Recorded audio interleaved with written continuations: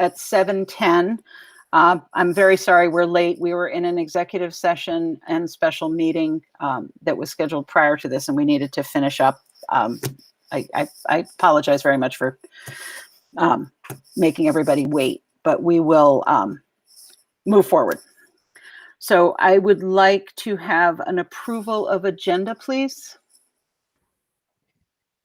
Adrian, I think you have two changes that you... right. Did we do that before we approve it? I thought that would be part of the discussion. I'm sorry. Fair. I didn't understand. First, I guess, are there any changes to the agenda? And we'll handle it that way. Maria? Yes, I would like to request an addition to the agenda to add the vote on the replacement of George Ambrose. And including the discussion? Including the discussion on that before the other legal business section, just because it has been warned. It didn't officially get warned. It didn't make it onto the agenda, but we have, I feel like it's been public knowledge that this is coming up and that various groups have been informed that this is coming. So does anyone have any? We'll talk about that in discussion when we approve the agenda. But I think it was between versions of the agenda, it got dropped, and I got noticed today, unfortunately, and not sooner than that. So is there another addition? I saw Len's hand up. Yep. Under personnel, where it talks about personnel action, I would like to put in there that we need personnel action regarding teacher Jennifer Little. Okay, thank you. Then I guess we will have a discussion on those two additions and the agenda in general. Does anyone have any comments or statements to that effect? Seeing no one's hands, I will call for a vote. All in favor of adopting the agenda with those two agenda additions, please raise your hand.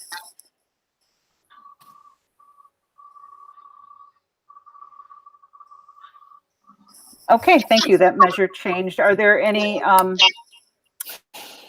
is anyone voting in a negative? I can't see everybody.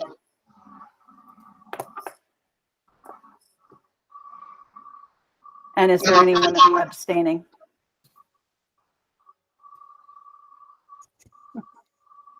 Adrian, this is Dave. Can I just ask a question very quickly? Sure. I just want to check with Brian Hill and make sure that we've got our YouTube feed up and live. Brian, are we all squared away with YouTube? Good catch. He's just sent me a message, yes. So thank you. Just wanted to ask that question. Okay, so the agenda has been approved, and we will move on to approval of minutes of 3/17/21. Can I have a motion to approve those minutes? Point of order. Point of order. Yes, Before Bruce. you approve minutes, you have to ask for additions and corrections to the minutes. Then you approve the minutes. Otherwise, we'd be approving them twice. Okay, thank you, Bruce.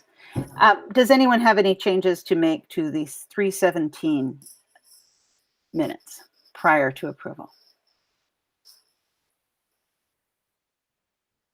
Seeing no hands, could I have a motion to approve the minutes of 3/17/21, please? So moved. Thank you, Liz. Thank you, BJ. Is there any discussion of the minutes? Seeing none, would you please raise your hand if you approve of those minutes? 3, 4, 5. Is there anyone not approving of the minutes? No. Any abstentions? No. Okay. Are there any changes to be suggested or additions to 3/23/21? The minutes of 3/23/21. Okay, seeing none, could I have a motion to adopt those minutes or approve those minutes, please? So moved. Thank you. And a second? Thank you, Sam. Any discussion? Okay. All in favor of approving the minutes? Any nays? Any abstentions? Okay, the minutes of 3/23 are also approved. We have, we are moving into the public input. I believe we have one person trying, that will be giving us a public comments. Mr., you pronounce your name Lee or Lee? I think you may be muted. Adrian, while Mr. Lay is unmuting, we actually have two people. We have Oh, okay, Richard somebody Lay, else joined? Okay, Richard Lay and Kathy Luzader, but Okay. Mr. Lay is up first. okay, sorry, Kathy. Yes, it's Richard Lee, and I've been a lifelong resident of Vermont and a resident of Clarendon for quite some time now. And these are remarks being made in general, because I don't like to butt my nose in, but these are things I've observed. And I'm going to read it so I don't miss anything. So good evening to everyone. We all know the cost of education is a heavy burden for taxpayers. It's concerning that Mill River ranks very low in Vermont school districts. It's teachers must expend every moment educating our children with information necessary to their success. BLM is a Marxist movement. A BLM flag should never fly on our American schools. We do not pay taxes to promote a political agenda. Wokeism is destroying America. Nobody is perfect, not our police, our teachers, our country, but this is unacceptable. Dr. Ben Carson said, "We have been conditioned to think that only politicians can solve our problems, but at some point, maybe we will wake up and recognize that it was politicians who created our problems." America is the best country in the world. We are defined by our rule of law and our borders. Teach our children nothing is free. The thousands it costs to educate a student comes from the hardworking taxpayers. Nothing comes from government. Common sense and self-responsibility are a must. Media lies. Encourage children to search for the truth. Educate our children and leave politics alone until students are adult enough to understand how political movements affect the population as a whole and the cost to the taxpayers and their freedoms. I never thought I would see our youth marching to destroy their own constitutional rights. Every American should be disturbed by this. Anyone in favor of this hasn't given much thought to the damage to our republic. We must ensure that our schools remain places of education, not centers of indoctrination. And I want to thank you for permitting me time to speak to you guys. I really appreciate it. Thank you, Mr. Lay, for your comment, or Lee, for your comments. I'm sorry. That's okay. Thank you. Kathy, I hadn't actually mentioned there's a 3-minute minimum or maximum. So Okay, please great. give your comment. I am commenting on the candidate forum from last night. I watched it, and I now know who the two candidates are, and I just wanted to say some words about Carol Geary. Our family has had the pleasure of getting to work with Carol in the past when she was special education head back when she was here, and I always found her very very knowledgeable, very level-headed, and she also took everyone's needs. She wanted the best for everybody, the best for the school, the best for the student. And I just was always very struck by her professionalism. So I just wanted to go and say I'm glad that Carol's running. I wish her the best. And I give her a very strong vote of confidence. Thank you very much. Thank you. Okay. Dave, do you normally give, I'm hoping, I guess both of those people, Mr. Lee, could you remove yourself from the meeting and watch the YouTube video? Thank you. Let's see. We are now on, we have announcements. Yep, and I will I'd like to turn make this an over. announcement. Yep, and I'm turning it over to Maria. Sorry. Go ahead. Okay, thank you, Adrian. I would like to make an announcement on the board's behalf, congratulating the Mill River varsity cheer team, who are for the 4th year in a row Vermont Division II state champions, and which is a really impressive feat, especially this year in the wake of a pandemic year which has affected everything and has certainly limited their ability to probably practice together. I don't know all the details, but for them to pull that off, like, well done. And I would like to name all the members of that team. And I apologize if I mispronounce names. I'm going to do my best. I checked with my daughter.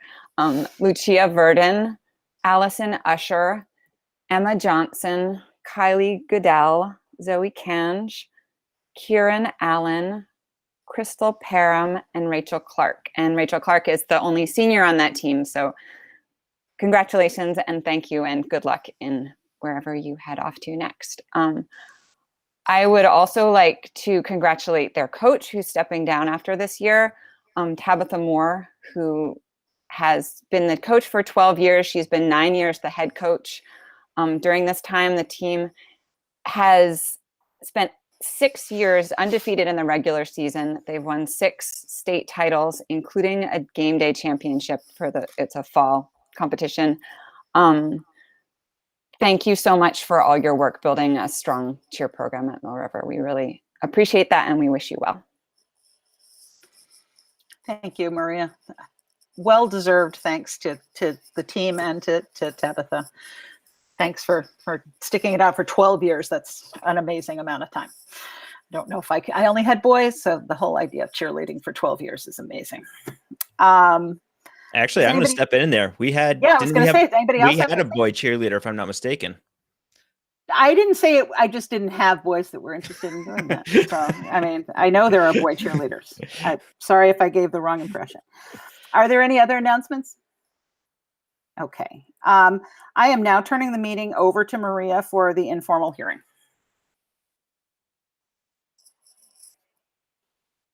If she can unmute herself. Thank you. I controlled the wrong letter. Thank you, Adrienne. So moving on, we are going to have our informal hearing. Let me check my notes here. So the way this is going to work, I'm going to let you know how the process is going. We're going to hear, this is a complaint lodged regarding policy B3, board member conflict of interest by Crystal Usher. And so what's going to happen is Crystal's going to make her statement. Adrienne will make a statement. I will go over what choices that the board has to respond to this, and then we'll have some discussion. Motion will be made and seconded, and then we'll vote. So that's what the plan is. So Crystal, would you like to make your statement now? Absolutely. Good evening, and thank you all for your time. I will admit I'm rather nervous to speak regarding this tonight, and I will say I consider myself a kind, caring, and compassionate person and community member. These are qualities that I would expect elected board members to carry as well. Please know that I find no pleasure in having made this complaint, actually quite the opposite. To see such behavior from a member of our school board is disturbing. Adrienne, you are representing a board focused and working diligently for equality, and your behavior has shown the opposite of that. You have not taken any responsibility in the slanderous, hurtful, and untruthful comments you made just days before the election. Comments of fellow community members, 2 of which now serve on this board alongside of you. Not only have you violated policy, you have refused to admit wrongdoing or offer an apology.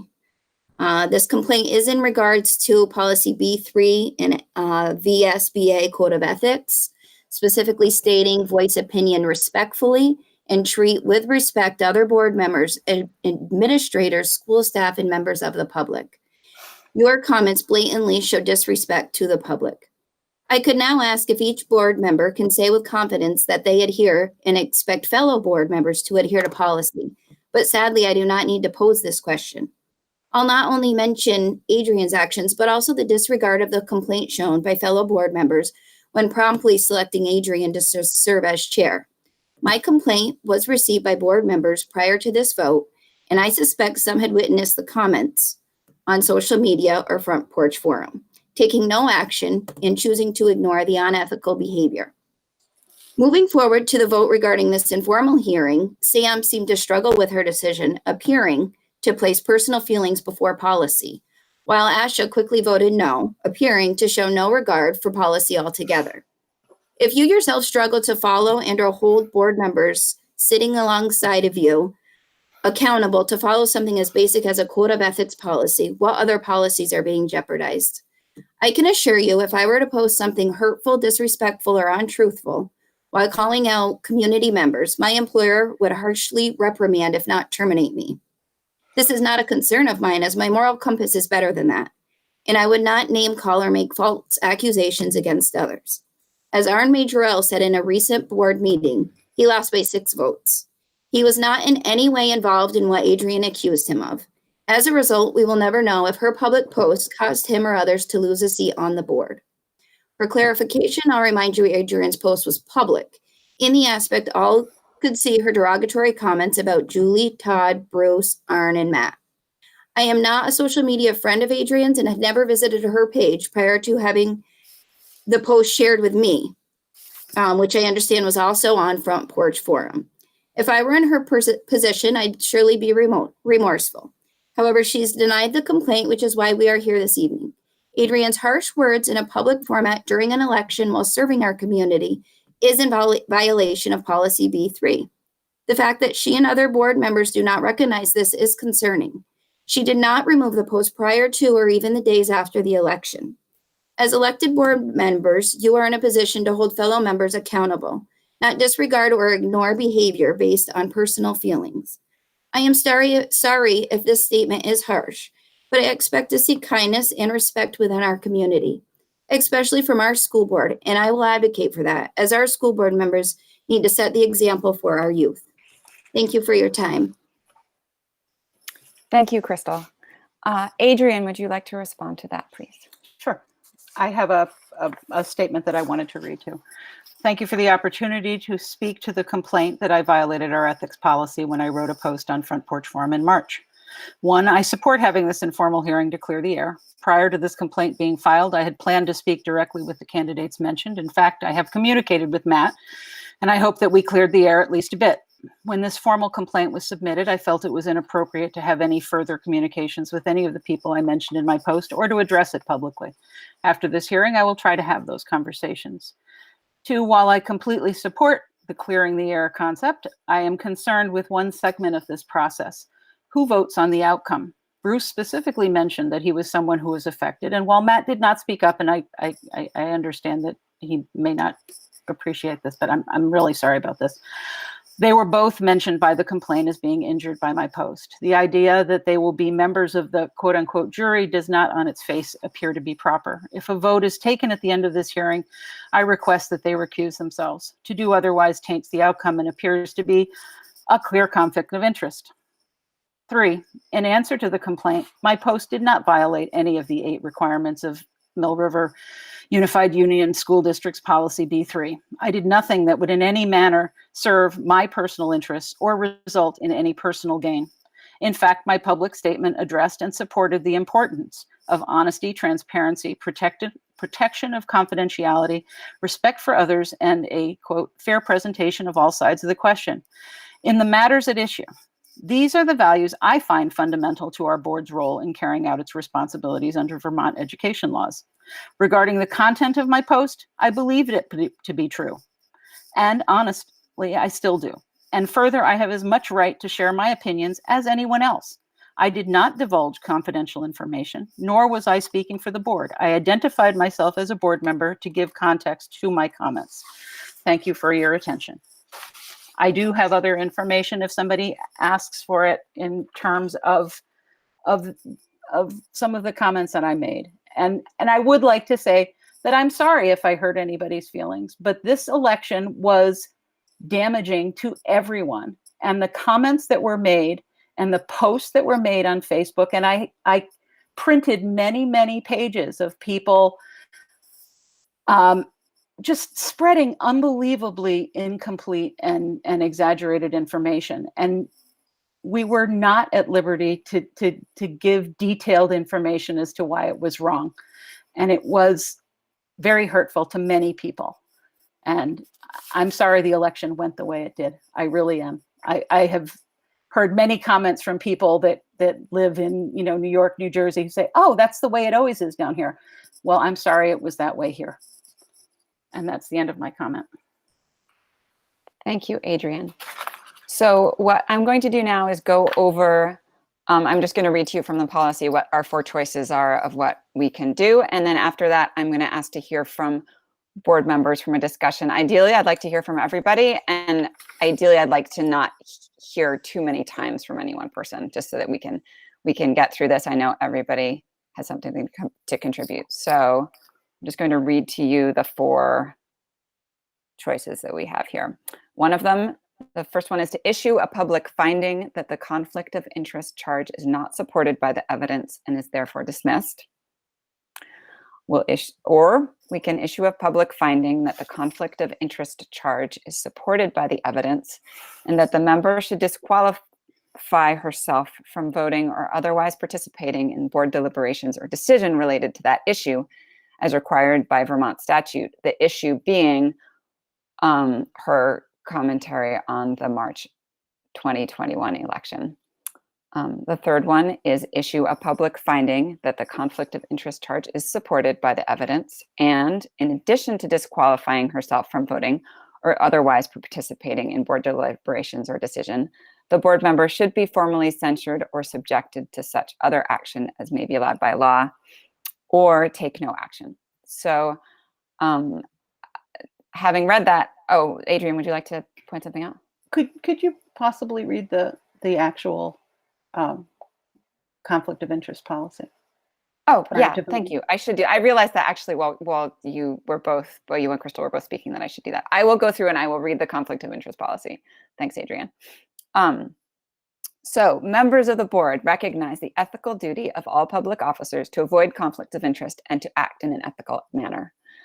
Vermont statutes include a requirement that school boards adopt policies and procedures to avoid the appearance of conflicts of interest. In order to comply with the obligations thus imposed, school board members should observe the following standards.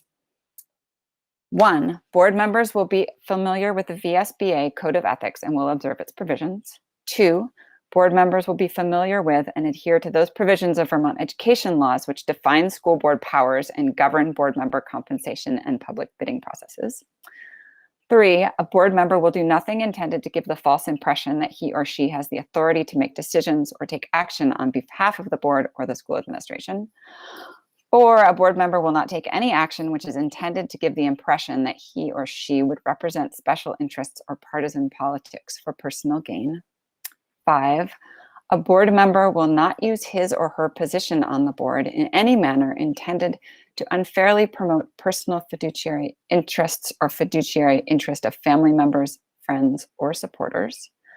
6, a board member will not accept anything of value in return for taking particular positions on matters before the board.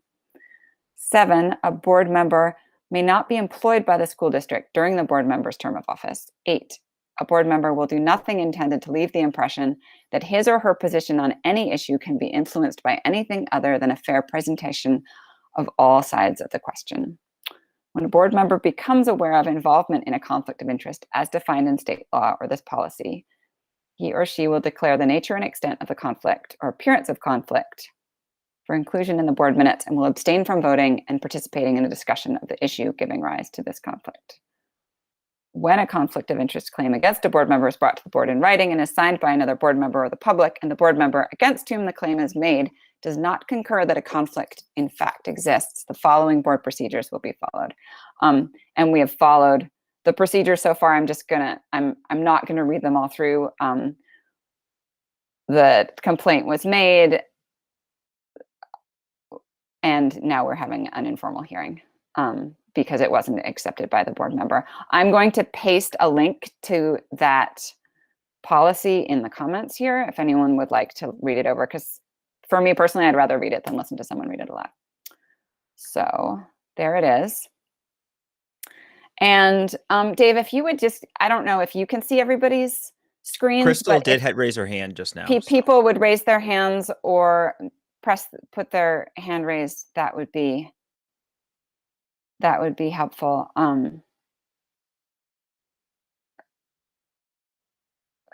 Crystal. Yes, thank you.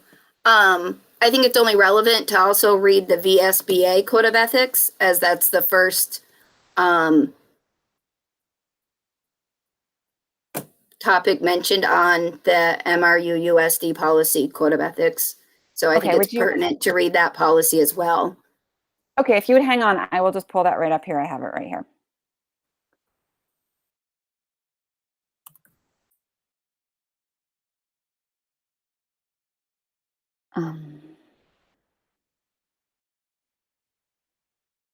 Which is the code of ethics for Vermont school board members. I can't see you. Does I'm going to go ahead with that right now if everyone would be all right with that. As a member of my school board, I will remember that my primary concerns, actually, I'm going to read this. I'm also going to put it in the chat right now while I'm reading it. So you have it right there. Must be educational welfare of the students in my district and excellent return on investment for taxpayers. I agree to conduct myself in accordance with the following commitments. I will act within the scope of my official role, recognize that a board member's responsibility is to see that schools are well run, but not to run them, act only as a member of the board and not assume any individual authority when the board is not in session unless otherwise directed by the board. Give no directives as an individual board member to any school administrator or employee, publicly or privately. Avoid making commitments that may compromise the decision-making ability of the board or administrators.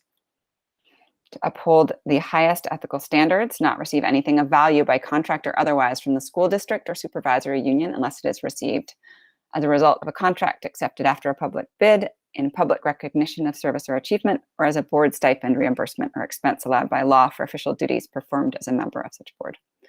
Not solicit or receive directly or indirectly any gift or compensation in return for making a recommendation or casting a vote. Agree to recuse and remove myself from board deliberation and votes when necessary to avoid appearance of conflict of interest.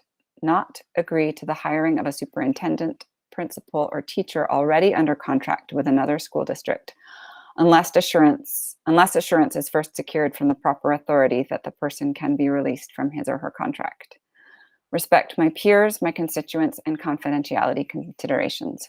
Voice opinions respectfully and treat with respect other board members, administrators, school staff, and members of the public. Maintain confidentiality of information and discussion conducted in executive session and uphold applicable laws with respect to the confidentiality of student and employee information. And attend all regularly scheduled board meetings insofar as possible. Thank you. And now I can see hands raised. I cannot see everyone on the video. So I'm going to go in order of hands I see raised. And then I'm going to check in with anybody, any board member who has not spoken. So let me see. I'm just going to go on the order of my screen and I see Bruce. Go ahead.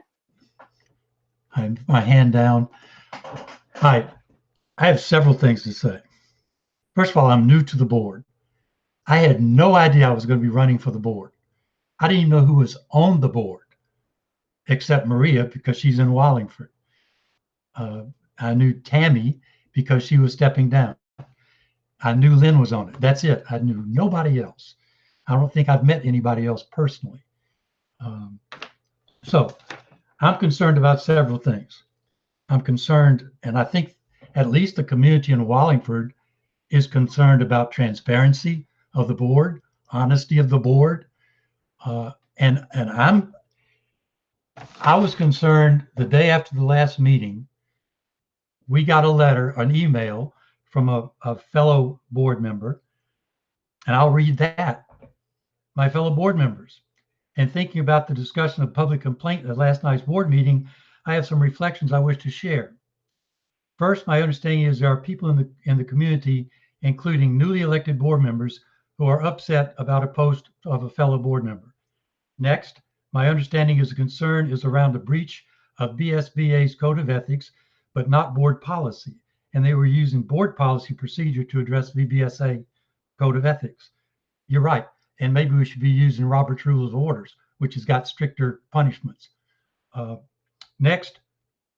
Third, excuse me. I'm sorry, Bruce, can I just clarify? Is that a board member that wrote you this email? Yes. Could we invite that board member to speak instead of, I mean, because this is a public board meeting, that would be, read this. I think it would be appropriate for them to speak for themselves in this case. Well, I want to read what was written. Then that person can speak. That's what I'm talking about, openness. Third, 2 of our newly elected board members are implicated in this matter. In hindsight, I believe the board should have asked for the recusal in the vote of a policy breach. Their votes could be perceived as retaliatory, and that's not something with which I can sit. Last, I would propose that the newly elected board members and members of the public consider a private discussion with a mediator around this matter. I do not feel that an informal hearing is either fair or good use of the board's time. Additionally, the required consequences do not have any relationship to the situation as they are tied to the policy, and this is a board code complaint. Right. Please do not reply all. You may reply to me only in order to be in compliance with the statute. Now that's what gets me. I happen to have an appointment with my attorney a couple of days later, and after we finished our business, I said, could you read this, please? And his eyes got big when he read it. And I said, is it just me, or should I be concerned about this? He said, you should definitely be concerned about this. So Okay, thank you, Bruce. Is this about the complaint to Adrian, or is this another topic that we need to address? no, this is Adrian. Okay. But it goes to serial emails, just and he explained it. Just when you cannot say don't hit send all and be home free, because if somebody sent an email and she or he sent an email back out and that's a discussion. And it's not an open discussion. All right, now somebody can respond to that in a minute. The code of ethics, I'm glad Crystal asked somebody read it. The board member conflict of interest states, number 1, board members should be familiar with VSBA code of ethics and will observe its provisions. At the bottom of the code of ethics for Vermont school board members, it says, respect my peers, my constituents, and confidentiality considerations. Number 1 under there, voice opinions respectfully and treat with respect other board members, administrators, school staff, and members of the public. At that time, I was a member of the public. I think that's all I have to say. Okay, thank you, Bruce. I see a hand from Matt. Go ahead. So after this whole incident happened with Front Porch Forum and Facebook, I took it upon myself to reach out to Adrian to try to clear the air, clear the water. I wasn't quite a board member yet at that point. I really felt that we had kind of smoothed the water the best we can. And then it was brought to my attention after the initial complaint was filed that she had edited her Facebook post and added a line at the end saying that it was her personal opinion and not speaking on behalf of the board, which was not in the original Facebook post, which brings concern to me that it was edited.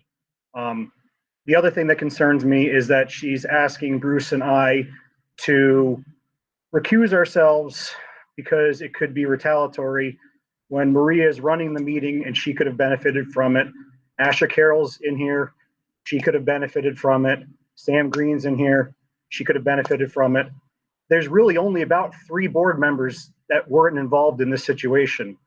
And if we start cherry picking people out who we feel could be on one side of the argument or the other, there's really not much of a board left. So those are my concerns. Thank you, Matt. I see Adrian's hand up. Is your hand really up, Adrian? Yeah, it really was. Okay. Matt, I did not change that Facebook page. I had just, when I put it on Facebook, I wanted to clarify it because after the Front Porch Forum went up, I said, I hope nobody misunderstands that. So when I put it on Facebook, I put that in. It was not an edited after the fact. I just want that to be clear. Thank you, Adrian. I would like to hear from all the board members now. And and you're welcome to say that you don't have anything to say, but I do want to make sure that you all have an opportunity to speak to this. So I'm going to go through who I have here in order. So, Liz, do you have a comment to make? I don't have a comment to make. I am ready to vote on an action. Okay, well, someone will have to make a motion first, but thanks, Liz. Let's see, BJ? Yeah, I got a couple things. One thing, there was a lot of frustration going on in the school board. As a school board member, I did feel it too. So when I originally saw the post, I can sympathize with the frustration where that post came from. The other thing is Matt, Doug, and everybody else that was mentioned in it. I don't actually know your own post. Actually, I think Bruce. I saw one Front Porch Forum post from you since I'm in Wallingford. Matt, I have not seen yours. What I do know is that there was a lot of your supporters that did clump you together. So I think that's where that clumping has got together. I do agree that Adrian should have been called out on this. I think that was a proper thing to do. We all make some mistakes, and it's important to get called out on it. I'm hoping someone would call me out on a similar type of thing. I do think both Matt and Bruce should be able to vote on here. I think it is their right as school board members. The fact that it was mentioned before they were on, it's just one of the consequences of now they're here. So I do believe they do have the right. I do definitely want to support Adrian as a school board member, and where I think this is coming from.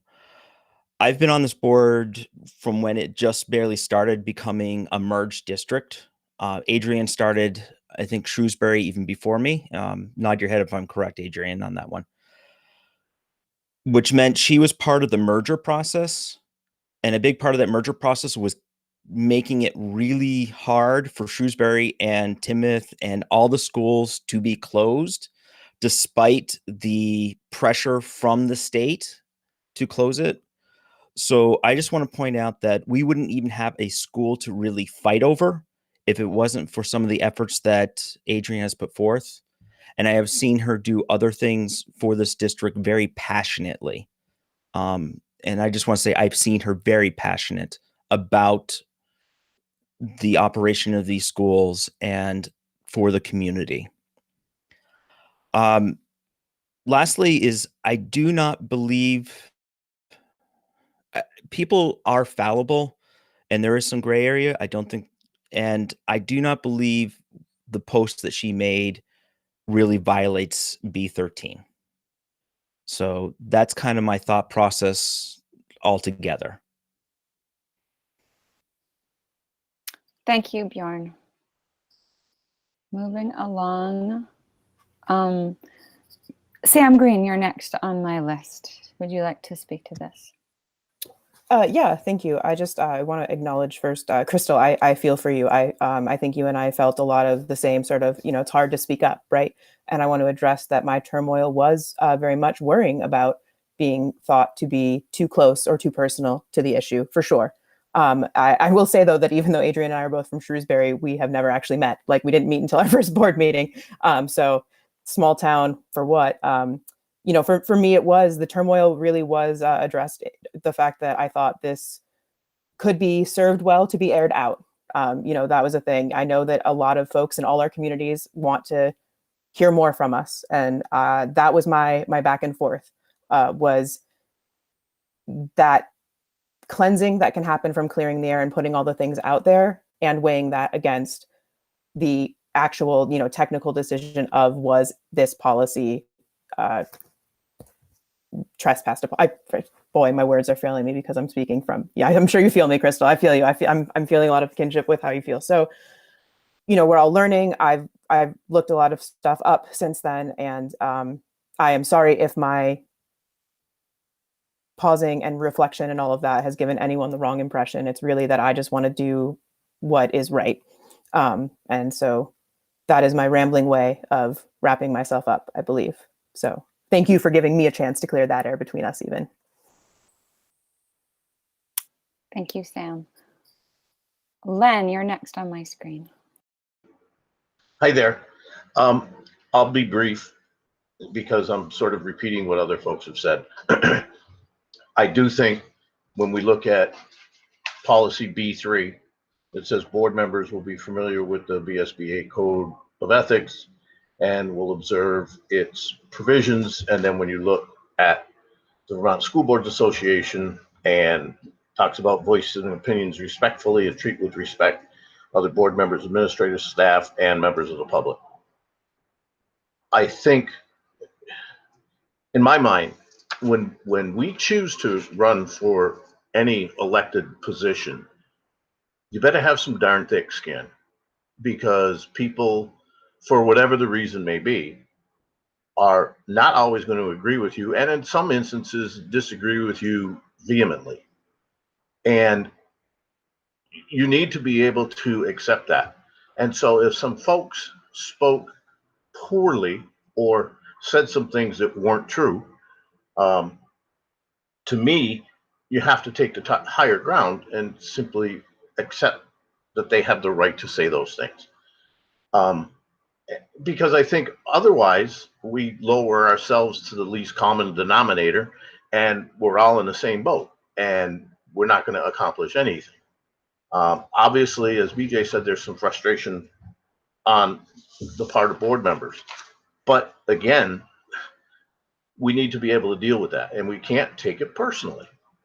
And Adrian, I have to disagree when you mentioned in your post and mentioned again tonight that a lot of it was untrue. I won't go into detail here, but there were many things that were true, that events that occurred.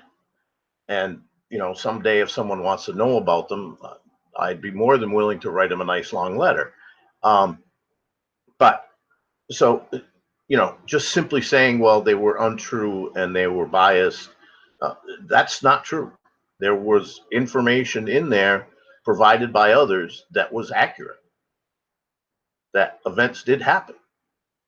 We, as board members, were part of that. We saw it happen. We were part of what happened. And I would hope that we wouldn't just forget about it and say, well, no, that didn't happen. That's not true. Some of it was perception, and I can understand saying that's not true, but some of it was factual and is true. So, you know, in my mind, the code of ethics takes precedent over everything. And I feel that that post and what was said is a violation of the Vermont School Board Association Code of Ethics. Thanks, Len. I do see people with their hands up. I'm going to go through and just check in with the other board members who haven't spoken yet, and then I'll come back to people with their hands up. So Doug, you're the next person on my list. Ooh, let me get that out of there. Let me give me one. I have two situations. One did not happen during the time frame that the porch forum thing went on. It happened later. Is that something that can be discussed here? I think we're addressing the statements that Adrian made in Front Porch Forum that was the same text as she had in Facebook.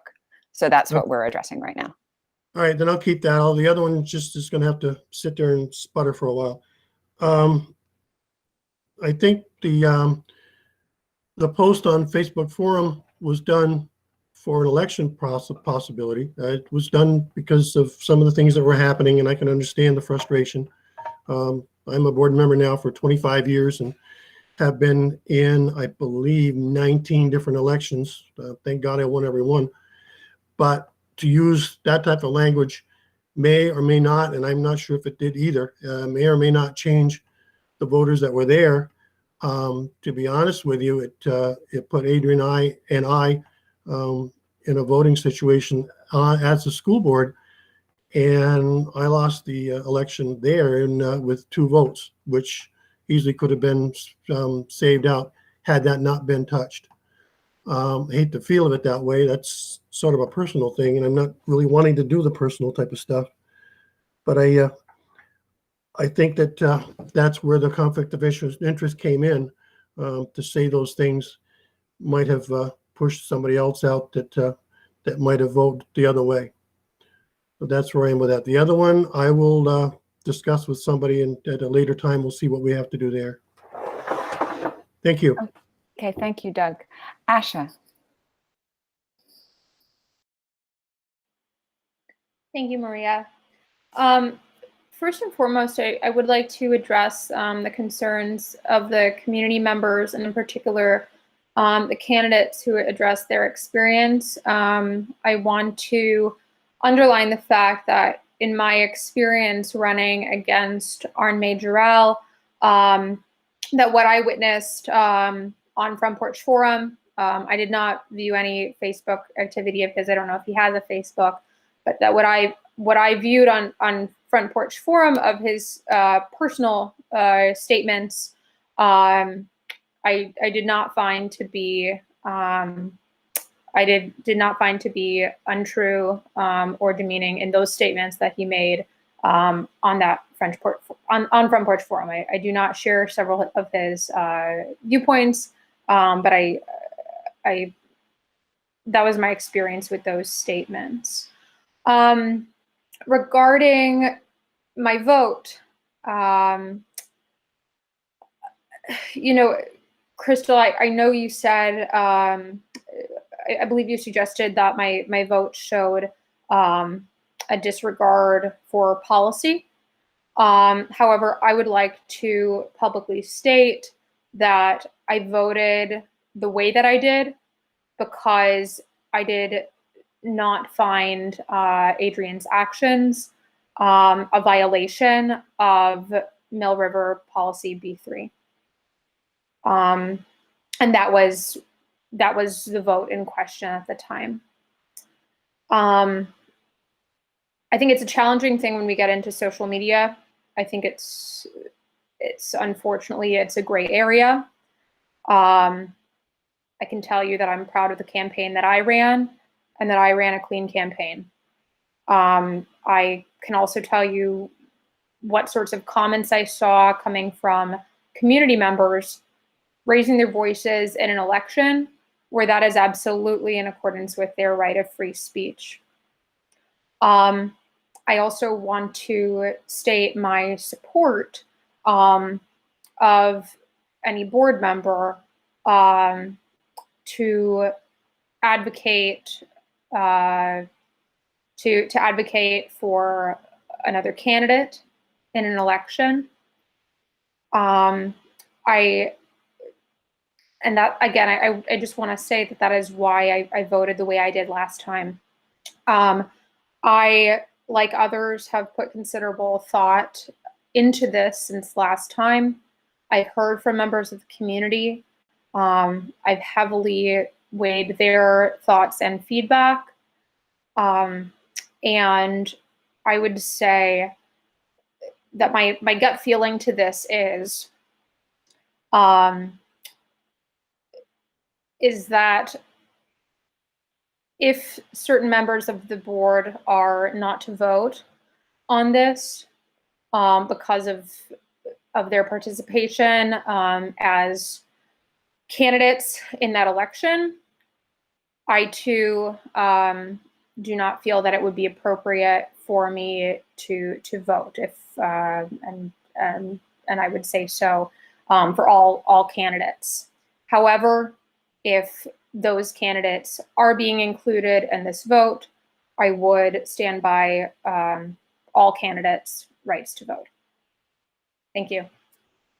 Thank you, Asha. I see hands up from Bruce and Matt and Adrian, and we'll go in that order, if that's all right. And when they're done speaking, I will entertain motions. So Bruce, would you go, please? Yeah, I just, first of all, Lynn, I've coached for too many years not to have thick skin. I want to say one or two other things, I'm out of here. 2 times this year, somebody on this board, 2 different people have disparaged a community member. And it's got to stop. Secondly, Todd Finn was a darn good principal. He was one of the top 3, 2 or 3 that I've worked under, and I've worked under many. And I was upset. I saw the transformation he was going through. I saw the letters from lawyers that said not to show up to a senior banquet and a senior graduation, which doesn't show me that we really respect our students' desires and wishes.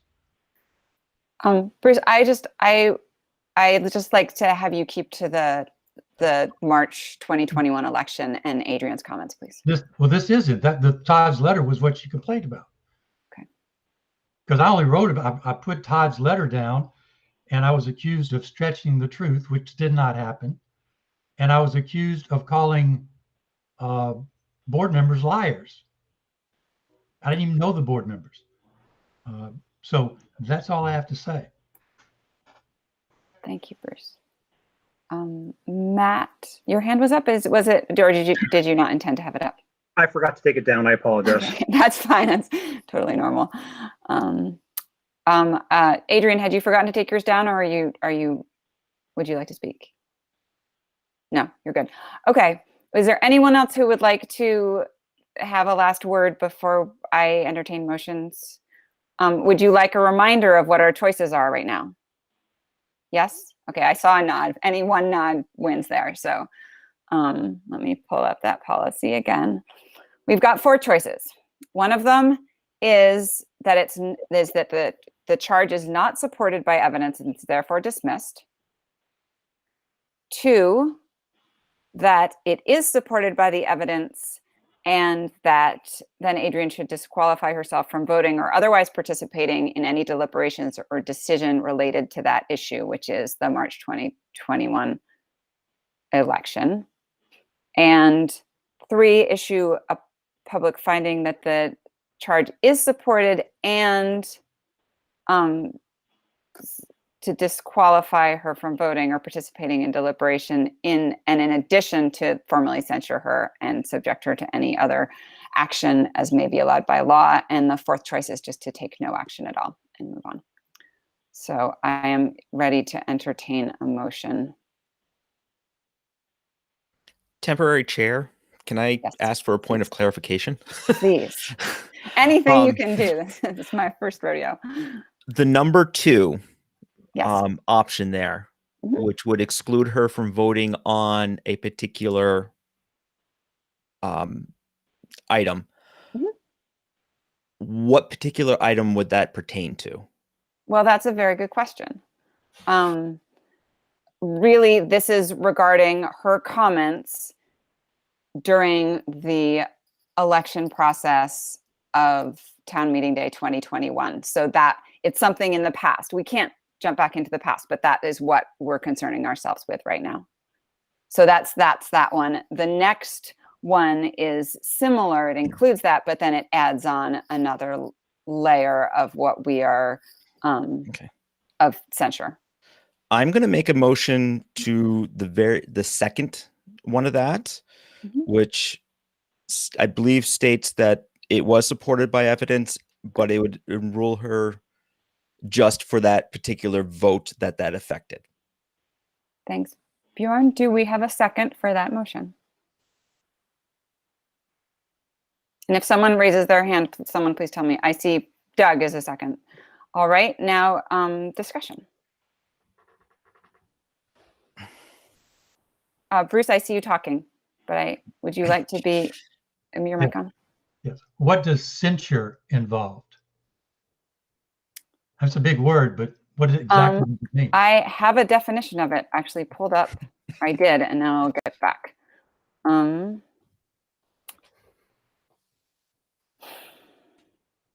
It's a formal statement of disapproval.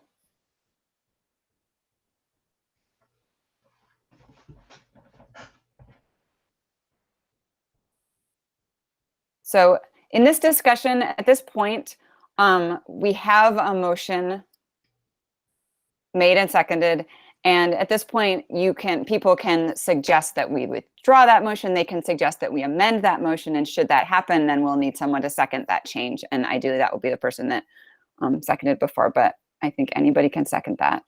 So that's what we can do right now in discussion. Otherwise, if there is no further discussion, we'll call the question. But I would like to just give some space for people to speak if they'd like to. Am I up? You're still up, Bruce. Yeah, the only person who withdraw the motion is BJ. Yes, that's correct. So if he's not going to withdraw it, then we have to vote on that. But I think we probably should have had a little bit more discussion to find out what these other things. Something's got to happen. It can't just be. This is the second time it's happened this year. Not the same person. No, she's right. Right now we're talking about Adrian. Bruce, do you have anything else to say? Otherwise, I'll call on Doug. Okay, go ahead, Doug. I'm sort of concerned. I'm going to give Liz a big shout out here. I watched what happened during last summer, and I was extremely impressed with the way that she took that. My point being that right now, I think Adrian needs to have a public apology done to those that were affected, to be included at, and would be an amendment to BJ's motion.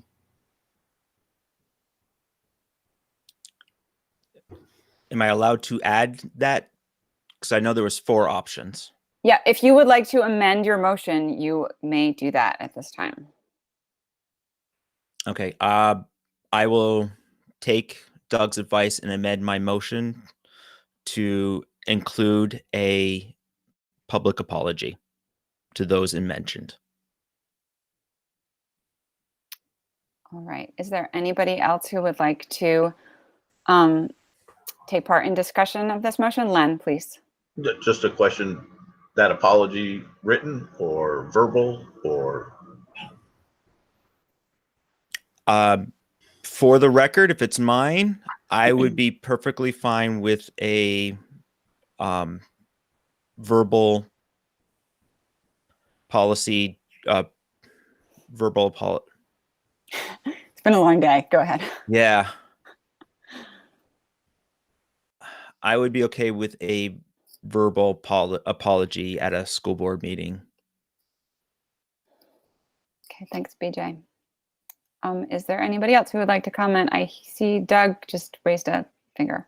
I was just going to agree with BJ. Okay. Thank you. All right, I'm going to give you another few seconds for someone to let me know that they would like to speak. And then I am going to take a roll call vote for this because I cannot see you. So I'm just going to go across my screen from the top. So starting with Liz. I'm a nay. Okay, thank you, Liz. Bjorn. Yes. Thank you. Bruce.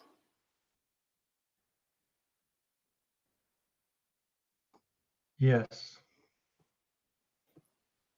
Thank you. Sam. No. Thank you. Len. Did you say Len? I'm sorry. Yes. Yes. Okay. Doug. Yes. All right. Asha. No. Okay. And Matt. Yes. Okay. And are there any abstentions? That would be, I am going to step aside because I'm moderating this. And I believe I have asked everybody here, except for Adrian, which I believe is appropriate. So is that correct? Is there anybody who I've missed? No? All right. Well, I have 5 votes for yes and 3 votes for no. So the yeses carry that motion. And So I will just read what we have here. And that is that it's basically a version of the third choice, is issue a public finding that the conflict of interest charge was supported by the evidence, and in addition to disqualifying herself from voting or otherwise participating in board deliberations or decisions, the board member should be subjected to another action as may be allowed by law, and that action is to issue a verbal apology. So I will hereby thank you all for taking part in that process, and I will now hand the meeting back to Adrian. Thank you, Maria. Okay, we're going to continue on with the meeting. Let's see, we have principal updates. Do we have a volunteer to go first? Tyler, you're the only one that I see right away. So well, I had my hand up, so I will gladly go first. Okay, I didn't see your hand. Okay, it's okay. Go ahead. No, just not the virtual hand, real hand. Okay. Actually, we're frozen on my screen, so I didn't see your hand. Sorry about that. It's okay. That's okay. Anyway, so I want to keep mine really short. Things have happened ongoing in the past. We had our SAT for our students, our in-house SAT last week, which was really successful. You know, our kids came in. It was really great to be able to do that in-house, so our kids felt comfortable in the testing site, and that went off really well. Our kids are currently in the middle of SBAC testing. That's grades for 7, 8, 9, and 11. So that started this week. Things I'm working on are we're starting to put together our master schedule for next year. We are definitely a little bit later in the process for that, or late in starting, only because we want to make sure we have the most up-to-date information from our teachers. So a teacher recommendation is going to be going out really shortly. I'm in the process of building that schedule, and then we're going to start putting kids into that schedule based off of teacher recommendations and also what students want, you know, because we really do take that into case, or to see what students want and classes they want to take, and also with the teacher recommendation. Spring sports have begun, and they are going strong. It's really nice that the weather's cooperating. You know, I don't know how many times in the spring where Kim and I have been talking about things and there's snow on the field, so that's definitely a plus. And also to the community, I really want everyone to know that graduation plans are ongoing. We are in the process of looking at what graduation can be. We're waiting for some guidance from the governor, but you know, our staging, our chairs, our caps and gowns and diplomas, they've all been ordered. We're all moving forward with that, and as soon as we have some more definite information, we're putting it out to the public. But I want everyone to rest assured we're going to put on the most traditional ceremony that we can, based off of what the governor tells us we can and cannot do. And then also, real quick, I'm sorry, I want to jump on one thing that Maria French said, and congrats to the cheer team, much deserved. They do a fantastic job, and also to their coach Tabitha, 12 years. That's impressive. Being a high school coach myself in the past, 12 years is a long time. So congratulations and thank you. Okay. Thank you, Tyler. Yes. Bruce, I see you have a question down there. Oh, okay. Go ahead. Yeah. Are fans allowed at the games? Yes. That's all. Are there any other questions? Okay. Jody, would you like to give your report? Good evening. Everything is going well up in the Shrewsbury Mountain School. This week we started our SBAC testing for ELA. The kids got to dress up in funny socks and hats to make it a good time. It's been beautiful weather. We're almost past snow pants season. Still a little bit of snow up at the mountain school. We just sent out requests for bids for local food for our school cafeteria. We received coaching from the Vermont Community Garden Network in how to do that following our state and federal bidding process. So any farmers or local producers who are interested in supplying food to our cafeteria are invited to reach out. I'm very excited about that. And then some very sad news. I am sad to report that Lois Austin, our 3rd and 4th grade teacher, has announced her retirement. We are just devastated to see her go. I just want to publicly say that Lois will be greatly missed. She's an incredibly skilled educator. And so we have an open posting for a 3rd and 4th grade teacher that we are looking forward to filling with another excellent teacher. Thank you. Are there any questions for Jody? Seeing none. Fred, would you like to go? Absolutely. Thank you for the opportunity. We had a lot of really cool things happening at Clarendon. Our 3rd grade class has their passion project to address all the plastic that's being used. And so they're bringing that to our food service, and they're working on a solution. Our 4th grade class is looking for kindness, acts of kindness, and they're catching each other. And once a week, we highlight who that person was. Our 5th and 6th grade class is working on our garden, our community complex garden. They're building boxes and filling them with dirt. And I'd like to take the next 15 seconds to say some thank yous.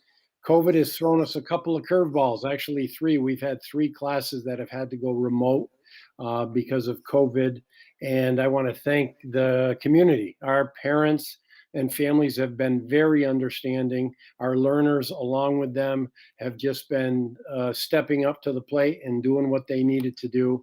I'd like to secondly thank the staff because they filled in where there were absences and holes in supervision. They just worked together and supported one another. And third and lastly, I'd like to thank Dave, Beth, and our nurse, Lisa, for giving up weekends to make calls and do contact tracing and get all the folks that needed to be informed. It was a pretty trying couple of weekends, but with all of the help from everybody, we got through it. So really appreciate all the efforts. Are there questions for Fred? I reiterate your kudos to the nursing staff, Fred. They've been going far and above, including all the administrators. Maureen, would you like to go next? Dan, I haven't forgotten you. Sure. It's been pretty quiet up at Timoth. We're in the middle of SBAC testing for ELA for grades 3 through 6. Just about the only thing that I can share that's pretty new in the last few weeks is that we have 2 of us going to the ecology school on scholarship over the summer, and we just did an interview with Burlington Free Press because they were interested, because we're an outdoor education type school, and we put a spin on it where it's kickstarting us coming out of COVID to get back into our outdoor program, and this is a great opportunity to learn about saltwater wetlands and do a comparison to our freshwater wetland up in Timoth. So pretty exciting, and it was a pretty neutral and positive article that came out today. And that's all I have for today. Any questions? Okay. Thank you, Maureen. Okay, Dan. Bless you, Jody. Good evening, everyone. I saw Jody sneeze there. Thanks for giving us an opportunity to share some of the cool happenings at Wallingford. We've been blasting music at the disco curb each morning and just trying to get kids to enter the building with a smile on their face while they're getting ready to jump into SBAC testing. We have some regulars that after they put stuff down, they come back out to the front and pretty much have a full-on dance party. And I've been put to shame multiple times by some of these kids' moves. But I'm proud of our students and our staff. I've been walking through some of the classrooms that have been SBAC testing, and you could hear a pin drop. And you can tell these kids are taking it seriously, and they're trying their very hardest, even under the most interesting year that they probably have ever had and hopefully ever will have in their education experience. Thank you, Fred, for giving the shout out to everyone that's been helping with some of the COVID calls. Dave and Beth and my Courtney, our nurse Courtney also. spent some time just hunting down families for COVID-related things, and it's just a true testament of their dedication, their passion for the best health and safety of our students, our families, and our staff. I do want to give a shout out to our staff because it's not just a one-time occurrence. It seems like daily they're being responsible and staying away when they have any sort of symptoms, which I know that it absolutely kills them to do that because they're people who usually wouldn't miss a day of work. But everyone else around the campus has pulled together to help cover when anyone's been out. It's been slim pickings on getting subs to fill in. So there's just a lot of staff wearing a lot of hats and making the best of it for our kids to have a great experience. So thanks for everyone. It's definitely a big family community, and together we're making it happen.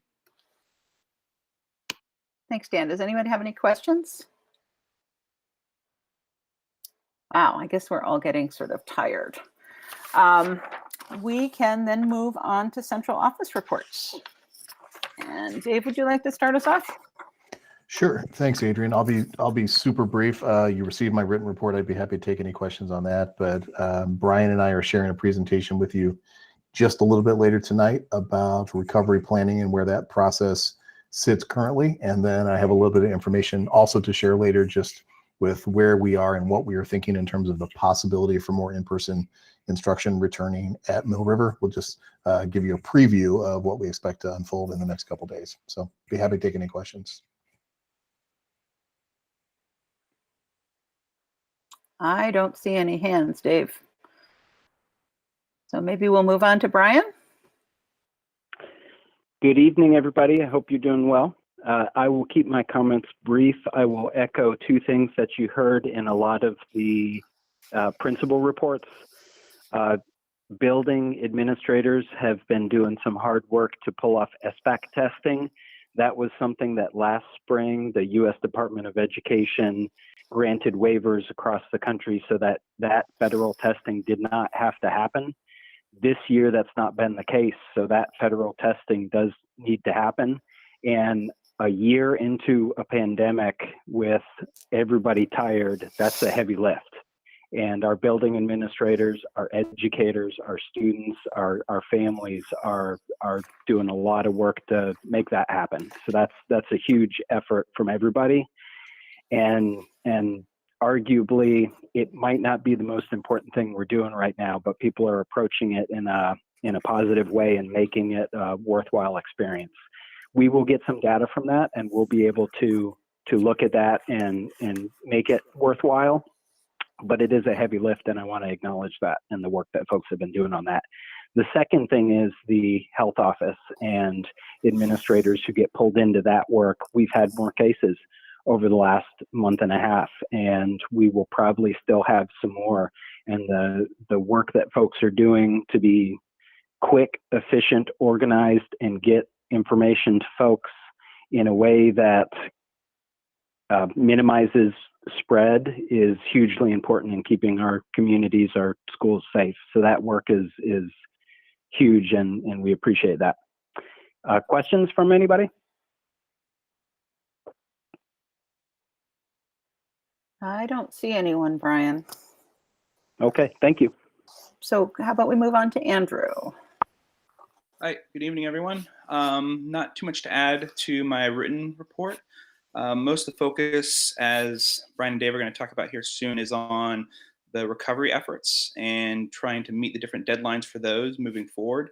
The other piece that I've been focused on is putting together professional development for the end of the school year and then also over the summer to kind of dovetail with the recovery planning efforts as well. So as far as what those things will be contingent on how our recovery plan flushes out. Any questions for me? I don't see anybody. So, all right. Well, thank you very much. Yeah, thank you. We're waiting to hear all the plans. It'll be very exciting. Stan, what do you have to tell us?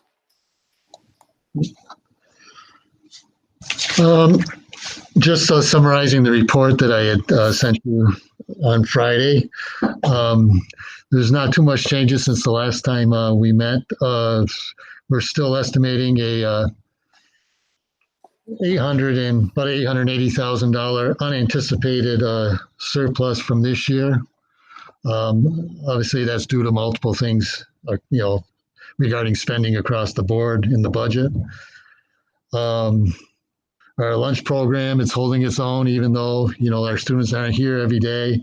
It's a tough challenge for our management company, but they are doing a good job at controlling their costs and providing a good food program for our kids, and also maintaining a reasonable financial situation for them. That's really all that I have. I don't know if anybody has any questions, or if they have any questions, they can feel free to contact me here in the office by phone or by email. Thank you.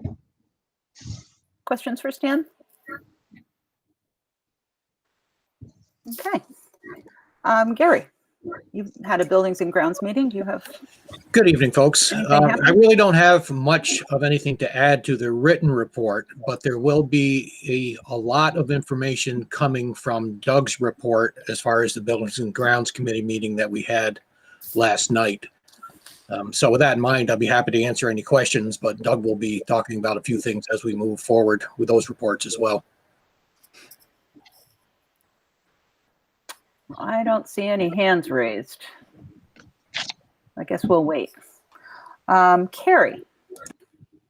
Good evening, everyone. When we met last in March, a few of you had requested some more specific data from our after school and summer programs. So in the report that I provided you, what I did was provide the 4 key federal objectives that we have for 21st century programming. And those specifically are access and equity, quality programming, effective leadership, and sustainability of programs. So within the report, what you'll see is our outcomes as a district from FY20, which was the last completed report that we had. And those are actually aligned with those 4 objectives.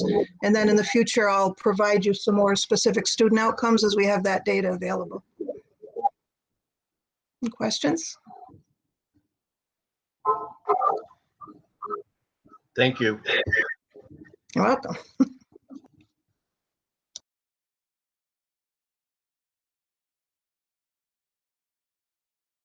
I'm talking without my mic on. Okay, if nobody has any questions for any of our administrators, we will move on to potential in-person expansion update. No, I guess I'm turning that over to Dave.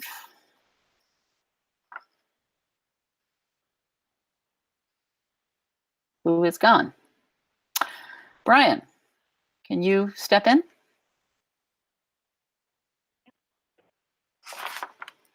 Adrian, I wish I could jump in and take over on this, but I don't. You were absent, and we were waiting. We're doing the in-person expansion. I give you my apologies. I had a dog that was demanding my attention, and That's okay. Dog doesn't behave as well as you guys do. So thanks. I just turned it over to you, and it was blank. So yeah, just want to give you an update on where we are with in-person return. We were hoping for guidance from the state to be issued yesterday or Monday or even today. It has not yet been issued. My hunch is we may get that sometime tomorrow. We expect that that's going to give us flexibility to go to 3-foot distancing as opposed to 6-foot distancing, which is the primary factor that has caused us to need to be hybrid in the Mill River environment. Our plans, as has been shared with you previously, once we get that guidance, we will closely review that alongside the theoretical plans that Tyler and Jen have been developing for Mill River. And we've already been working on a side-by-side comparison of what an in-person 3-foot scenario looks like versus an in-person 6-foot scenario. We also are looking at the concept of comparing staying at our current 2 days in and 3 days remote and moving to a 4 days in and 1 day remote. The reason for that thinking, as opposed to going to straight 5 days in, is to not negatively impact our families that have chosen remote learning for the duration of this year. By doing 4 days and keeping 1 remote, we're able to maintain the integrity of what they're currently doing. So my plan, once we make sense of all that and get that on paper, would be to put out a survey to Mill River families and Mill River faculty and staff to gather feedback and input. Ideally, we'd have a tight turnaround, but we also have break bumping up against us very, very quickly. If we do end up making any shifts based on the feedback that we receive, my commitment is we won't do anything sooner than the 26th of April, which is a week after we return from break. There's no way we could possibly do anything sooner than that at this point in time. But again, we'll solicit feedback. We'll see what we get back. We'll make a decision about the best move forward. We have about 8 weeks left in the school year once we return on the 19th. So we'll figure out the best path for us. And I will keep you as a board updated as that all evolves. Happy to take any questions on that.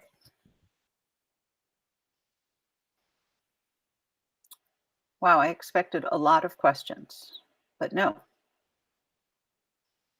Okay, Dave, I guess we'll wait for the next board meeting to have an update. Then we have committee business, and I turn it over to Len first off for personnel. Actually, Adrian, do we have I think we got recovery update in there really quickly. Is that on there as well? Oh, I'm sorry, you did. Yeah, so Brian and I have a quick presentation Yep. for you just to orient you with that. If you don't mind, I'll share my screen. Yep.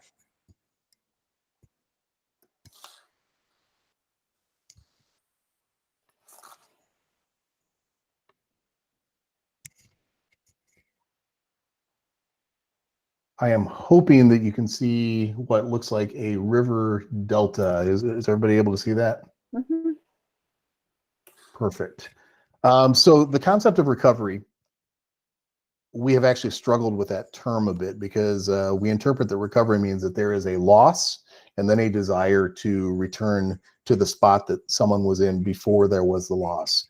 And we don't think that that's an accurate representation of what's been going on in the COVID context and with remote learning and hybrid learning. The concept of a river delta is catching our attention a little bit more. You know, if we just describe what a river delta does, Len and I, as former social studies teachers, know this stuff inside and out. But, you know, a river delta is where that river fans itself out and the water goes in many different directions. But the important piece is that water is still always moving toward its ultimate destination, always moving to get to the ocean where it's going to end up. And that's how we're kind of viewing the dynamics around COVID remote, if there is any learning loss, and then what a recovery process looks like, is we're kind of looking at that spread, and then how do we get that water to make sure that it gets to its destination, realizing different paths of water are in different places on the map. That's kind of our mindset overall. I will turn it to Brian. Are you with me, Brian? I can't see Brian. Yep, absolutely. Yeah, there you go. Brian and I are going to alternate slides. So Brian, go ahead, sir. Yep.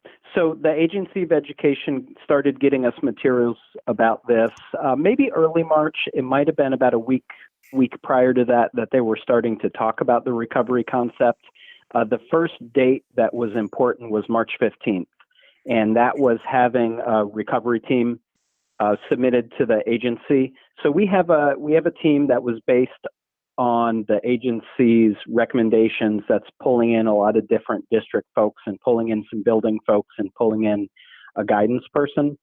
We've been working to try and get some community partners, which were also a recommendation from the agency, and we have not had a ton of luck there. We've got some folks that we're at least still in conversation with, but I think the challenge there is at this point in the planning process, things are not mapped out very concretely and folks are busy. And when things start getting more concrete, we may be able to engage more community partners, if that makes sense. Meeting regionally on a regular basis was something that the agency was putting out there a lot early on, and what we've come to find out even as soon as, you know, late last week and another meeting this morning that I was in, that the meeting regionally is maybe not going to happen with our full team, but that's something that I'm going to be involved in. There have been some weekly meetings that I've been pulled into and will continue to be pulled into as we wrap up the month of April. So that's where we are with the team and what the agency has asked of us in that first milestone for working on this project. In the direction that we received from the state, and BJ knows this because he's involved in this work in his own place of employment, there are some areas of obvious focus that thankfully align with the mindset that we already had adopted when it comes to recovery. But the first and top priority for us is social, emotional, and mental health and well-being for our students. That comes before any academic work. After that is re-engagement for students who've been disengaged. and addressing truancy concerns. Although there's an interesting dynamic if you think about what truancy has looked like in the remote COVID realm. That's about disconnection. And it's about students that in that venue are not feeling the normal things that tether them to school. So we do know that one of the key solutions to that will be when more in-person instruction occurs, and hopefully in the fall when we hope that we are going to look and feel much closer to normal than we've been this year. But those are the first two priorities, and then that is followed by academic achievement and success. I guess another way to put that would be the state has acknowledged, and we know it to be true, that to just focus on skill and drill and tutoring and academic work during the course of the summer will neither attract families and students or solve any long-term needs that may have emerged. They may make us feel better in the moment, but they won't necessarily address the baseline issues of social, emotional, and connectedness. So that's where our focus will be as we design our plans. So that first milestone was having a team identified, and then 2 days later I had a wonderful baby girl, I'll just throw that in there, who we are very, very lucky to have had. We're thrilled, over the moon, happy with that. So the next deadline coming up is April 15th, and that's going to be where we have an initial assessment of need. So basically looking at where we are with the assessments we've been taking and the data that we have, and getting a read on academically, what are the priorities that we need to focus on? Social, emotionally, what are those priorities? What really is our truancy rates? How many students are we looking at trying to re-engage? So that's coming up pretty fast to have that information. And then the agency is going to work with us on trying to help prioritize and match our district needs with some agency of education personnel or resources to help us plan and pull off something to address those needs. Do want to mention one quick thing. We do have a recovery team that's got about 8 people on it. That's by no means the extent of the engagement in that work. Had a great meeting today with building leaders, all of our building leaders, not just the ones on the recovery team, talking about this work and talking about going back and engaging their staff in what students need and what we need to address those needs. So that's going to be a wider conversation that's not just happening on that recovery team. May 15th, we should have a draft plan, and June 1st, we should be hitting the ground running, implementing something. So summer programming, even thinking about hiring or putting programs in place for the next academic year and the year after, because the funding that we're looking at accessing to do some of this work is going to run for the next 2 fiscal years.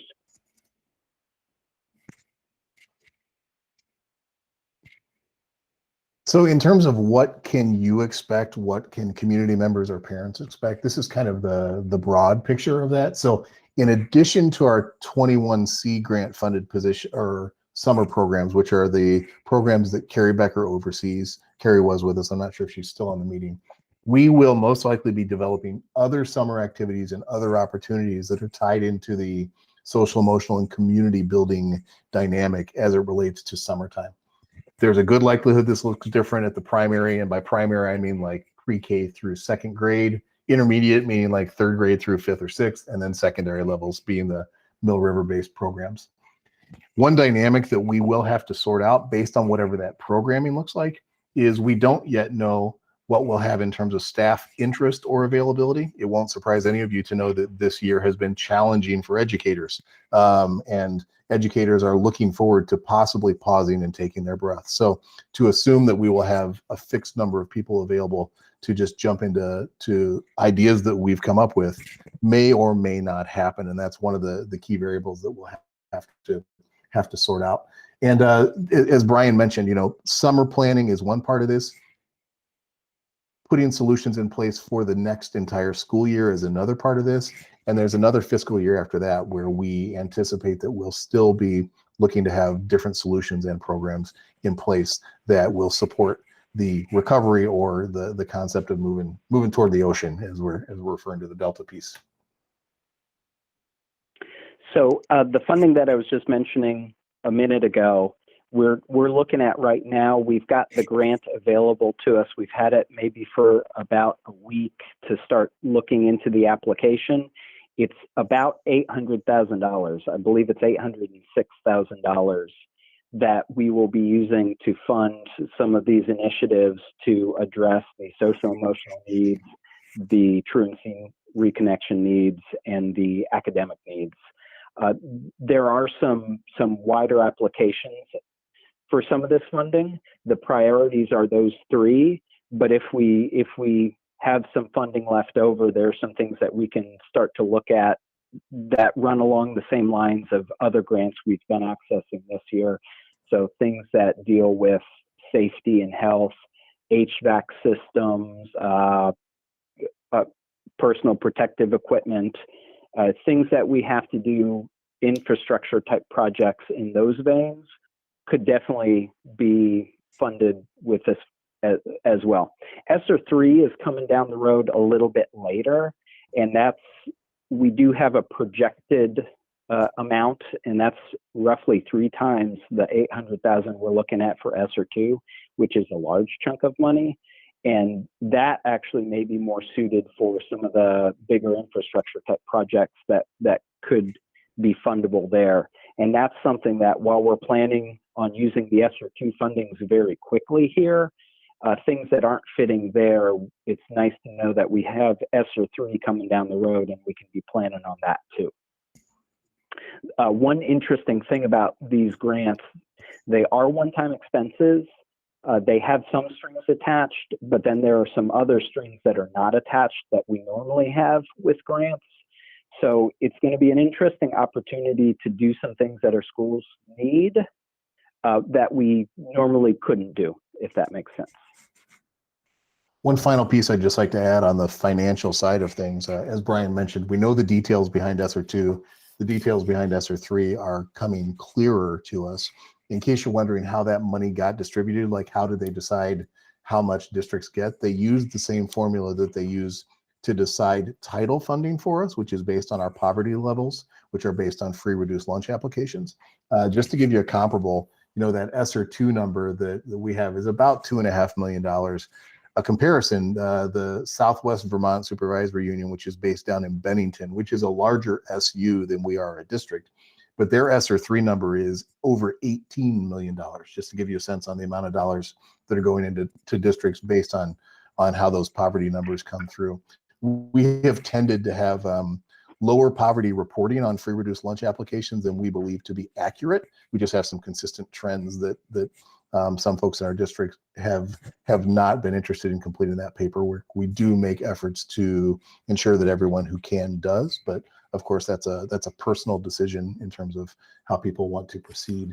Final thing I'd like to just share is there is a lot of attention on this money. It gets talked about at the state level, it gets talked about in the media, the whole concept of there's all kinds of federal dollars. Because of that, our intention is as we have concepts for programs, as we sort out the staffing and the duration, as we figure out the funding sources and what we'd like to organize in that regard, Brian and I intend to work with our finance committee first and say, hey, we just want to keep you up to speed with here's what we're looking at, here's what we're thinking, here's how we see these funds moving, and let this finance committee direct us on whether something should be presented at the full board level, whether we want to have board take official action to endorse anything. Of course, we have flexibility within the grant funding to manage how the dollars get allocated on the lines, but we do want to involve the board in this process so that you feel connected to the work, especially because this is very important and because it's very high profile. With that, Brian or I would be happy to answer any questions you might have. Maria, I see your hand. Thanks, Dave. Yeah, I appreciate you keeping the board in the loop about all of this. And it's a lot of work to navigate this new world of needs of our kids and of funding that's available, that's new, and we have to figure out what exactly that works. So I appreciate you keeping us in the loop. I would like to keep being updated. I think it's important for the finance committee specifically to understand about the funding, but I think for the board to see how this is playing out in schools, not because like this isn't something that we're going to micromanage, but because this is something that gives us a sense of what's going on and how we're responding, and just to have some specific examples would be helpful to me, and and for you to share with us maybe what challenges are coming up with that along the way of like, well, we intended to do this, but this was an obstacle and this is how we dealt with it. I'd like to see some problem solving. Absolutely. Totally agree. Thank you for that comment, Maria. Adrian, I see your hand.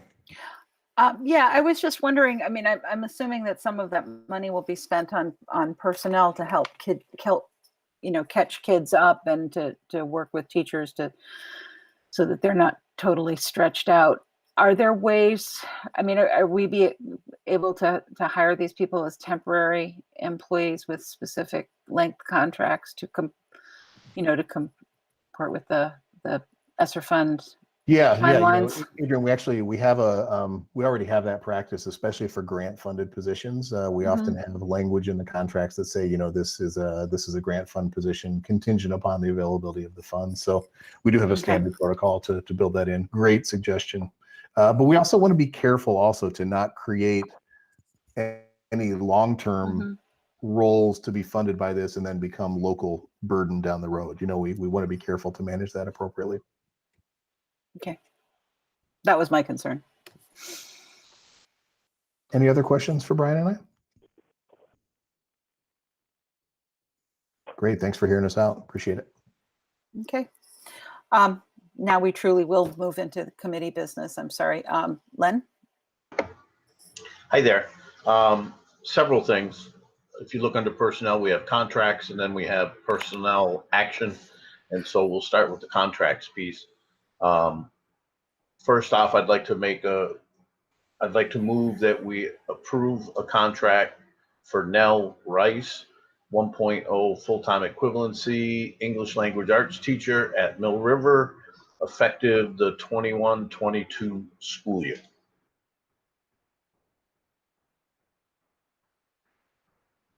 We have a second? Oh, I'm sorry, Adrian. No, I was going to say there was silence. I'll second that.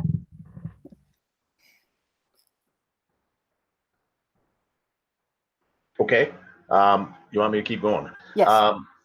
So all those in favor of approving the contract for Nell Rice, if you can give me a thumbs up, hands up, whatever.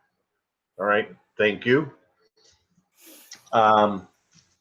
Secondly, you should have received some information on the spring coaching staff, and sent from Kim and from David as well. I spoke with Kim today, and almost all of the folks are returning, except for varsity track. Dakota Garrow, who is a senior at Castleton and is on the track team at Castleton, he's taking over as varsity track. And middle school track and field, Brandon Ryan, who is a friend of Dakota Garrow's. So they both have some experience, but this will be their first year at Mill River. And so what I'd like to, instead of going through each of them, what I'd like to do is make a motion to I move to offer these spring coaching positions contracts, if that makes sense. So moved. Okay. Discussion. Any questions? Okay. Then all those in favor of approving contracts for the spring coaching roster? Could I see a thumbs up? I'm not seeing any pictures. It's okay. You're frozen. I am? Yes. Yeah. Maybe, Len, cut your video to preserve the audio. We just need audio.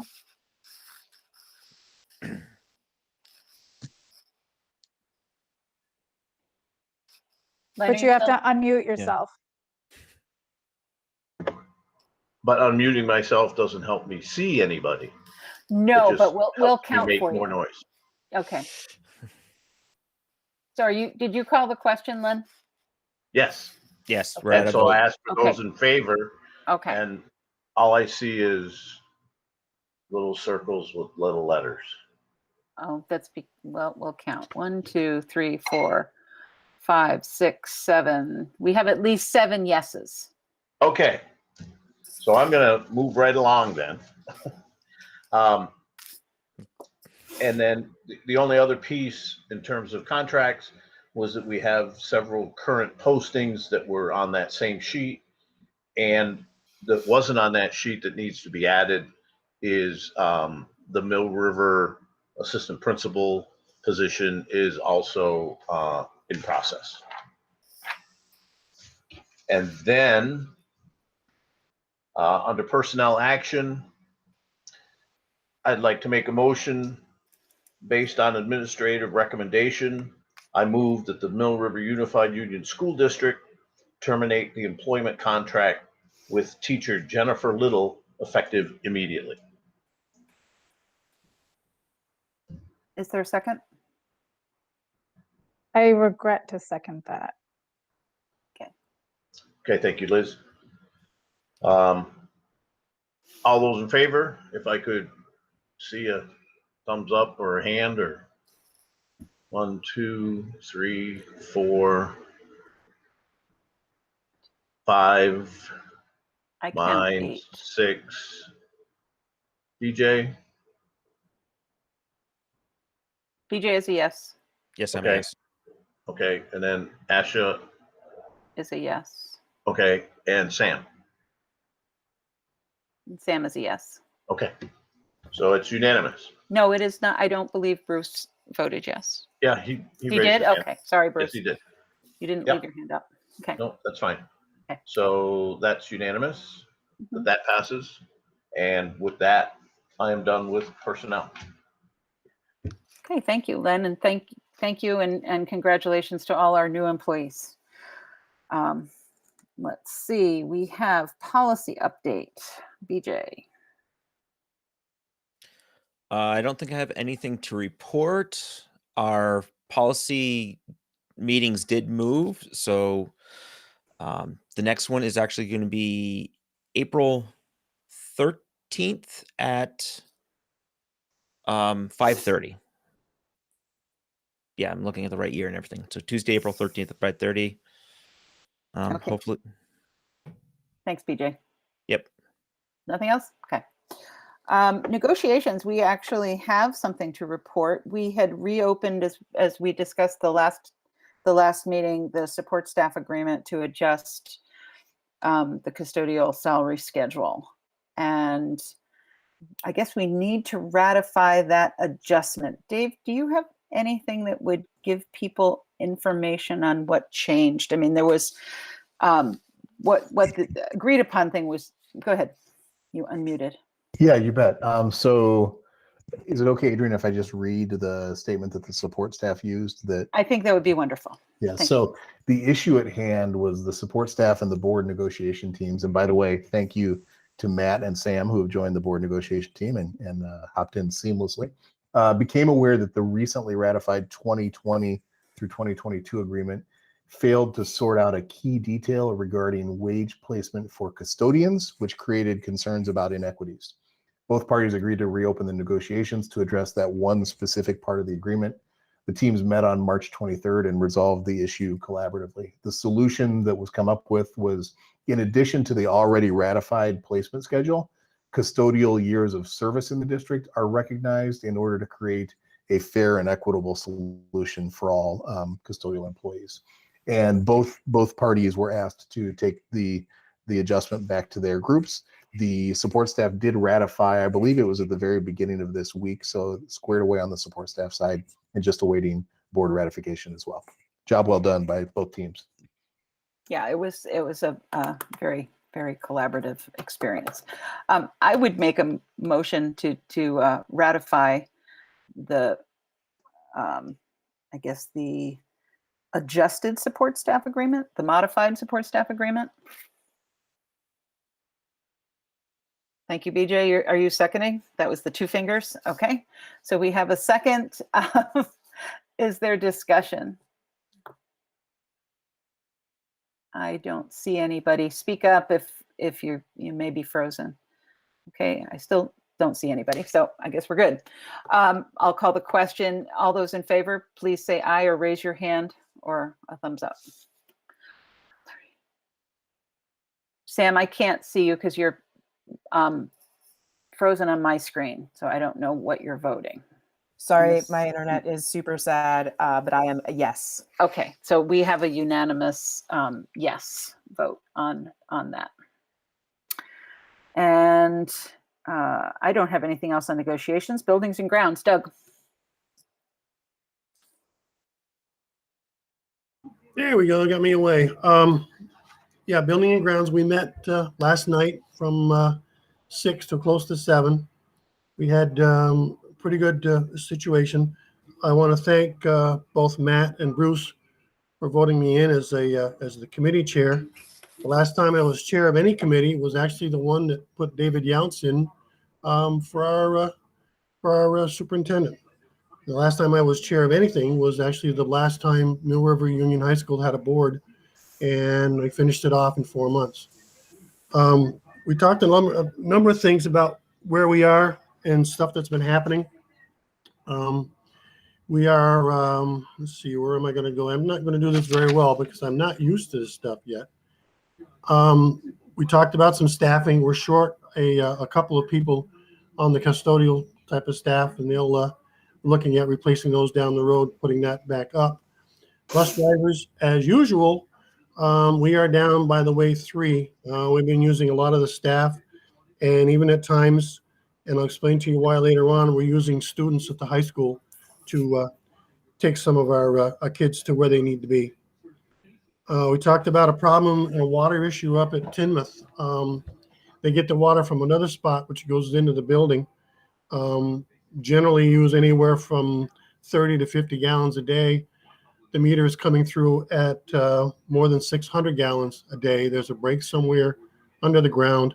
And as soon as everything thaws out, which should be a little while longer in Tinmouth, that we're going to be able to find what that is and get that fixed.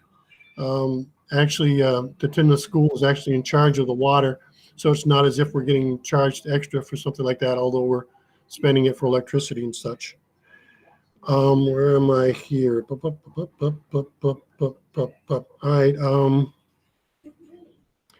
right. Gary, have I missed a whole bunch or just a little or something with the other? Oh, I got a few others. Hold on. Doug. Yeah. Things I had missed.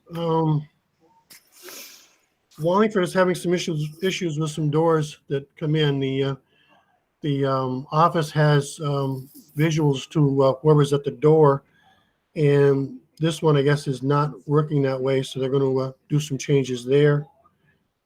Where am I? I wrote some stuff down. Yeah, I'm going to get interested in used to this stuff. That's for sure. Spears.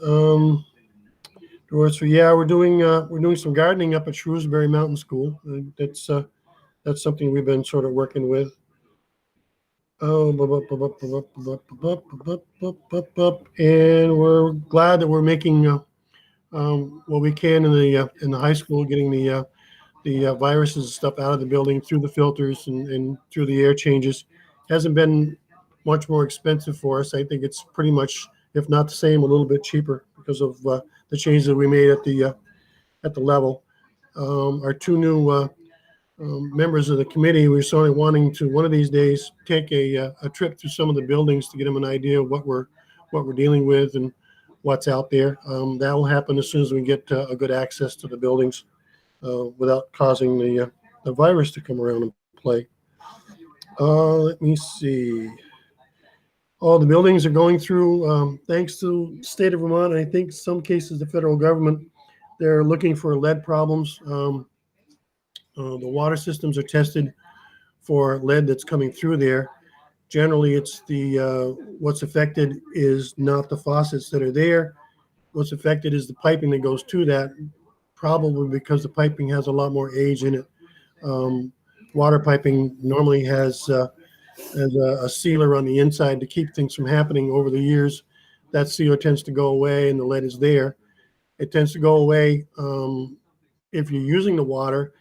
when they check it and test it and see what out, if you check it first thing in the morning, you're going to have the water that absorbs some of the lead that's there. The amount is not really an awful lot. It's just more than what the government wants us to do. So we'll be doing some changing in the places that we can. We're going to put on some lead filters to catch that between where it comes out of the wall and goes into the faucets, or those that are there to in the kitchen to give us some water for use. How are we doing, Gary? Am I getting close to everything except for the leader stuff? Well, yeah, there's a number of things that we wanted to go over as far as bids that recently came in. Some things that need to get read into the record, the bid pricing, and then our recommendation for those 3 bids. Yep, I've got that one in front of me. Okay. You also have a hand raised from Dave. Hello, David. Hey, Doug, if you don't mind, a quick question, because you caught my attention with, I feel like I should know about this one and I feel ignorant for not knowing. You mentioned something about students managing transportation for students, and I'm curious what those details are about. Yeah, it does seem kind of funny, but the state allows that in certain situations. Where am I here? Up. Yeah, Gary was telling us, I'm not sure what the age brings on, but bus drivers are required in the big buses and stuff, and the people that are there. If you normally operate a bus with 7 people or less, which means 1 driver and 6 students, having a license to drive a bus isn't required. So we're using some of the students to do some of the busing, or some of the people that aren't licensed as a bus driver to make student deliveries with 6 students or less. Doug, can I ask Gary? Yeah, can I ask Gary to clarify that, because yeah, Doug, we're getting a little confused with the van issue. The issue is the people that we're using to drive the van are not students. Our staff is driving the van, and we're driving students in the van. So we do not have students that are transporting other students. We have staff members that are transporting students within the van, the minivan that we have. Oh, let me change my stuff. Okay. I appreciate that clarification, guys. That one got my antenna up a little bit. Yeah. Didn't run a little bit too. All right. Stan, excuse me, Gary, any one you want first?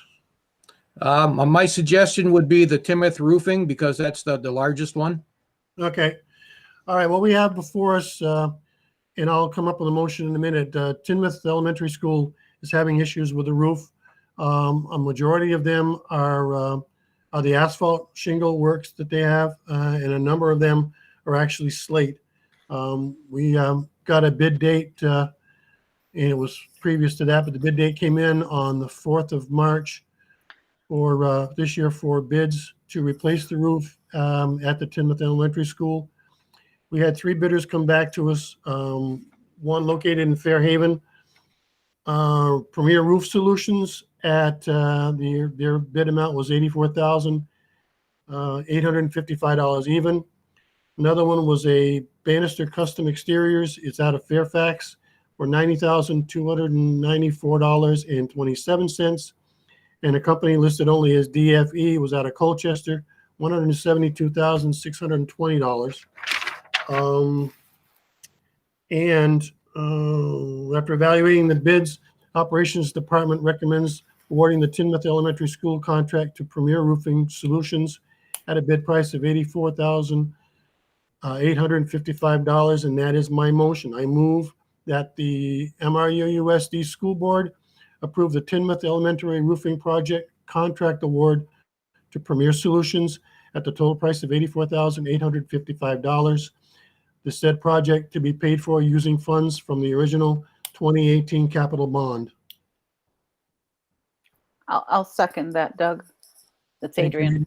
Any other discussion? What exactly are we doing? I mean, you said part of it's asphalt, part of it's slate. We're not removing the slate roof. Okay, Gary, it's yours. Yeah, it's a total replacement of the asphalt roofing systems and then repair as necessary of the slate roofing.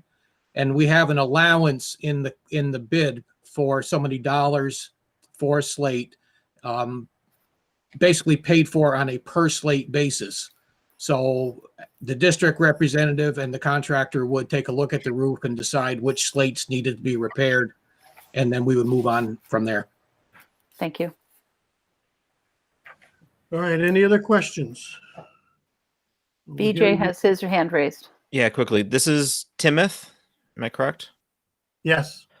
How does it affect it since the community center is also attached to the school?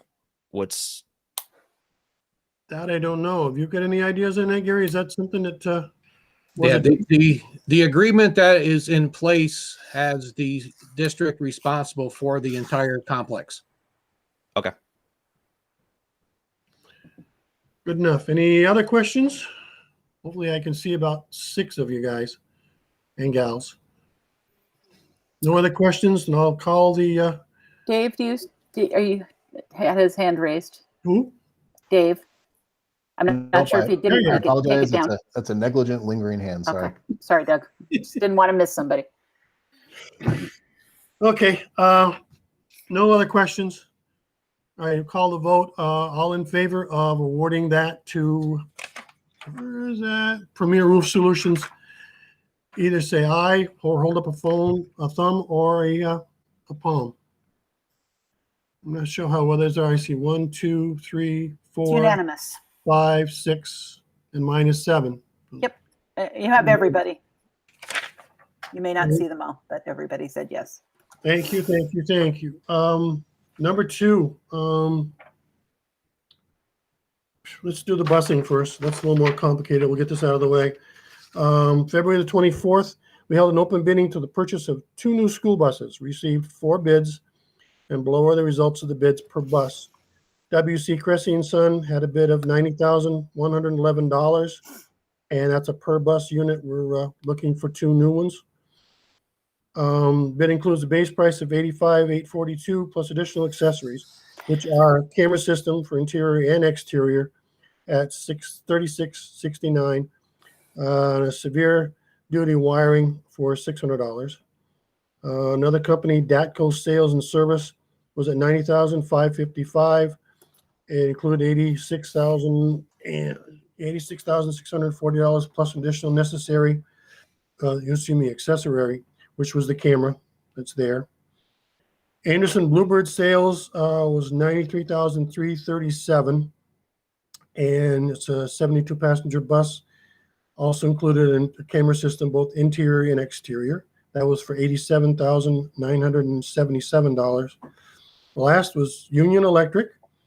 Was not for the camera system. Their price for them was $335,150 for their buses. And the Transportation Department suggests that we contract with W.C. Cressy & Son beyond being the low bidder base price. They're a company they have worked with in the past and has always been responsive. Excuse me, providing continuity in terms of service and the bus model is also an advantage to accepting this bid. Additionally, one of their service providers is Earl's Truck Repair, which is conveniently located in Cinderella and currently services our other buses. They also offer one of the most complete warranties available. For the new board members, it started out as my brother operating that place. He has retired and my nephew has taken over. I have no ties to that whatsoever. I receive nothing. It doesn't matter what they do or what I do. It's not me. Okay, any questions on those for the moment? Gary? Doug, might I suggest that you read the other document, the one that says to read into the record? That has the specific information that we need to get into the record on the bid date, on the price per bus, and what we're recommending. Right on the back of the paperwork that you gave me. The motion, correct? Or there's other thing? Now, the information above the motion that says read into the record. Oh, read into the record. Yeah, read into the record. Following bid prices, which represent the base bid plus a selected ad alternative to a video recording camera system, were received on February 24th for additional 2 buses to replace aging vehicles within the existing bus fleet. Cressy and Son, $90,111 per bus. Datco Sales and Service, $90,555 per bus. Anderson Bluebird, $93,337 per bus, and Lion Electric, $335,150. After evaluation of the bids received, Transportation Department recommends acceptance of the W.C. Cressy bid at a total of $90,111 per bus, or a total of $180,222 for the 2 buses required. Now, there's also something in the motion to talk about for finance for our finance guy there, Stan. So any questions that I need to verify and to add to? See, nobody's raising hands. Seeing none, I move that the Mill River Unified Union School District School Board approve the purchase of 2 buses from W.C. Cressy at the total price of $180,222, pending the business office arranging successful financing for annual payments as is typical for past bus purchases by the district. Hey, Doug, I think BJ had his hand up. Go ahead, BJ. Mute. You're on mute. It's the end of the day. I just remember some conversations before about an electric bus. Whatever happened to that? And is that something we did purchase? I don't remember. No, a couple years back, I guess at this point, we were looking into becoming part of a pilot program that the state of Vermont was offering using an electric bus. And at that time, the board decided not to elect to participate in that pilot program. We always solicit a bid for an electric bus when we send out our bids for buses.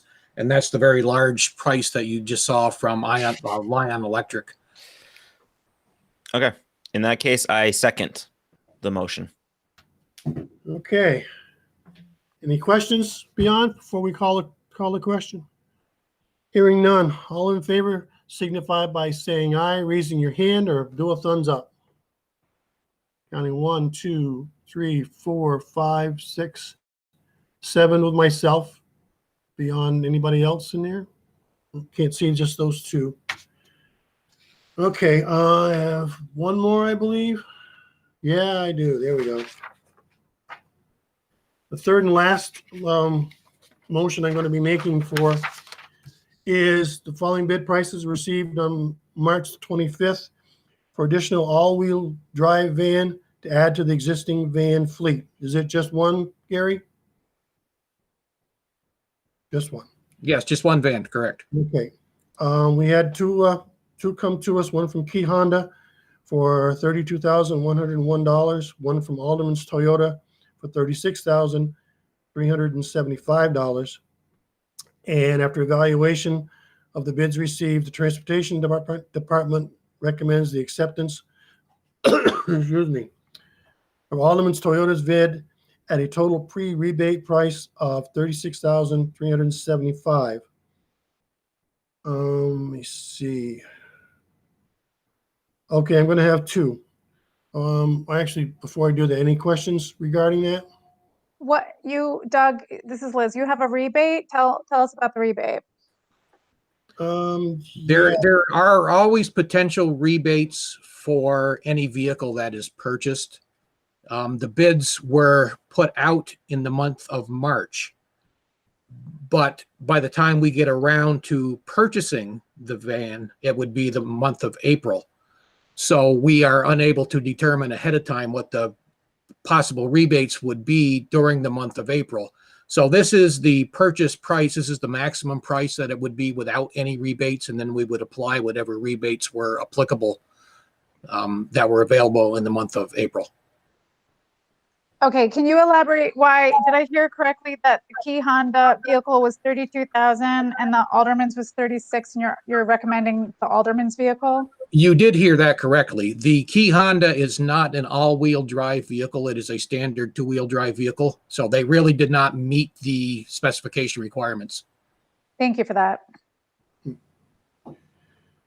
Okay, any other questions? Doug, I'm not sure you had a second yet. Did I have one from BJ? No, that was the other bus. Okay, he's seconding it now. You So got it. keep going. We gourded him into it. Let's see. Did I have the first motion done? I don't remember that. This long day is right. All right, I'll do the first motion then. Motion number 1, move that the MRUUSD School Board approve the purchase of a new all-wheel drive minivan from Alderman's Toyota for a price not to exceed $36,375, pending the business office obtaining an appropriate waiver from the state of Vermont for having received only the 2 bids. Further, the business office is to determine the most advantageous purchasing plan. I'm looking for a second. Oh, Matt seconding. Sam's got one. Way to go.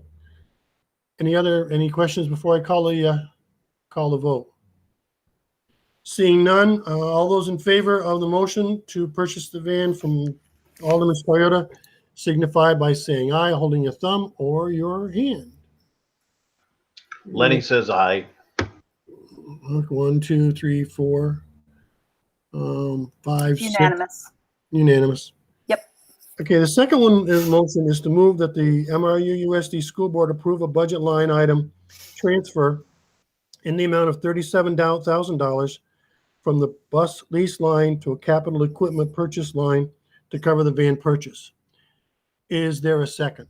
But Doug, could you read that again? That was a little too fast for my brain. Okay, yeah, this time me too. Move that the school board approve a budget line item transfer in the amount of $37,000, which will cover the costs, from the bus lease line to a capital equipment purchase line to cover the van purchase. I second that. Gary, which one of these was that we talked about was actually going to be in current budget as opposed to next year's budget? Yeah. Because of COVID timing, the van purchase, supply chain issues, and frankly, at the beginning of the school year, we did not know whether we were going to be in person at all ever for the year. So we did not order our buses right away that were carried in this fiscal year. So the buses are not going to arrive until next fiscal year. So the buses that were just approved are actually paid for out of the fiscal year 21 budgets. So what that means is we actually have money available in fiscal year 20 budget for 2 buses that we are not going to use. It's that money we are going to use to purchase the van that's in question at the moment. Thank you very much. I knew there was something in there. Just couldn't remember it. So this is getting crazy. So hearing no more questions, I will call the question. All in favor signify by saying aye. Raise your thumb or hands up. 1, 2, 3, 4, 5, 6. You have 7. a unanimous vote. Unanimous vote. Thank you very much. The next B&G meeting is, let me get my page out here. I'm sure I've got it here. Yes, I do. I know I do. I got May the 20th. Is it April, isn't it? It would be May 4th would be the Tuesday before the next board meeting. That'll be at May the 4th, Tuesday at 6 o'clock. We will, when we get it assured, we'll put it out so everybody knows. And that's it for me. Thank you. Thank you, Doug. We will go on to community engagement. Maria? Where are you? There you are. Hey, Maria. I'm here. Sorry. No, I was perched. I was finally taking a seat for a second, but I'm back.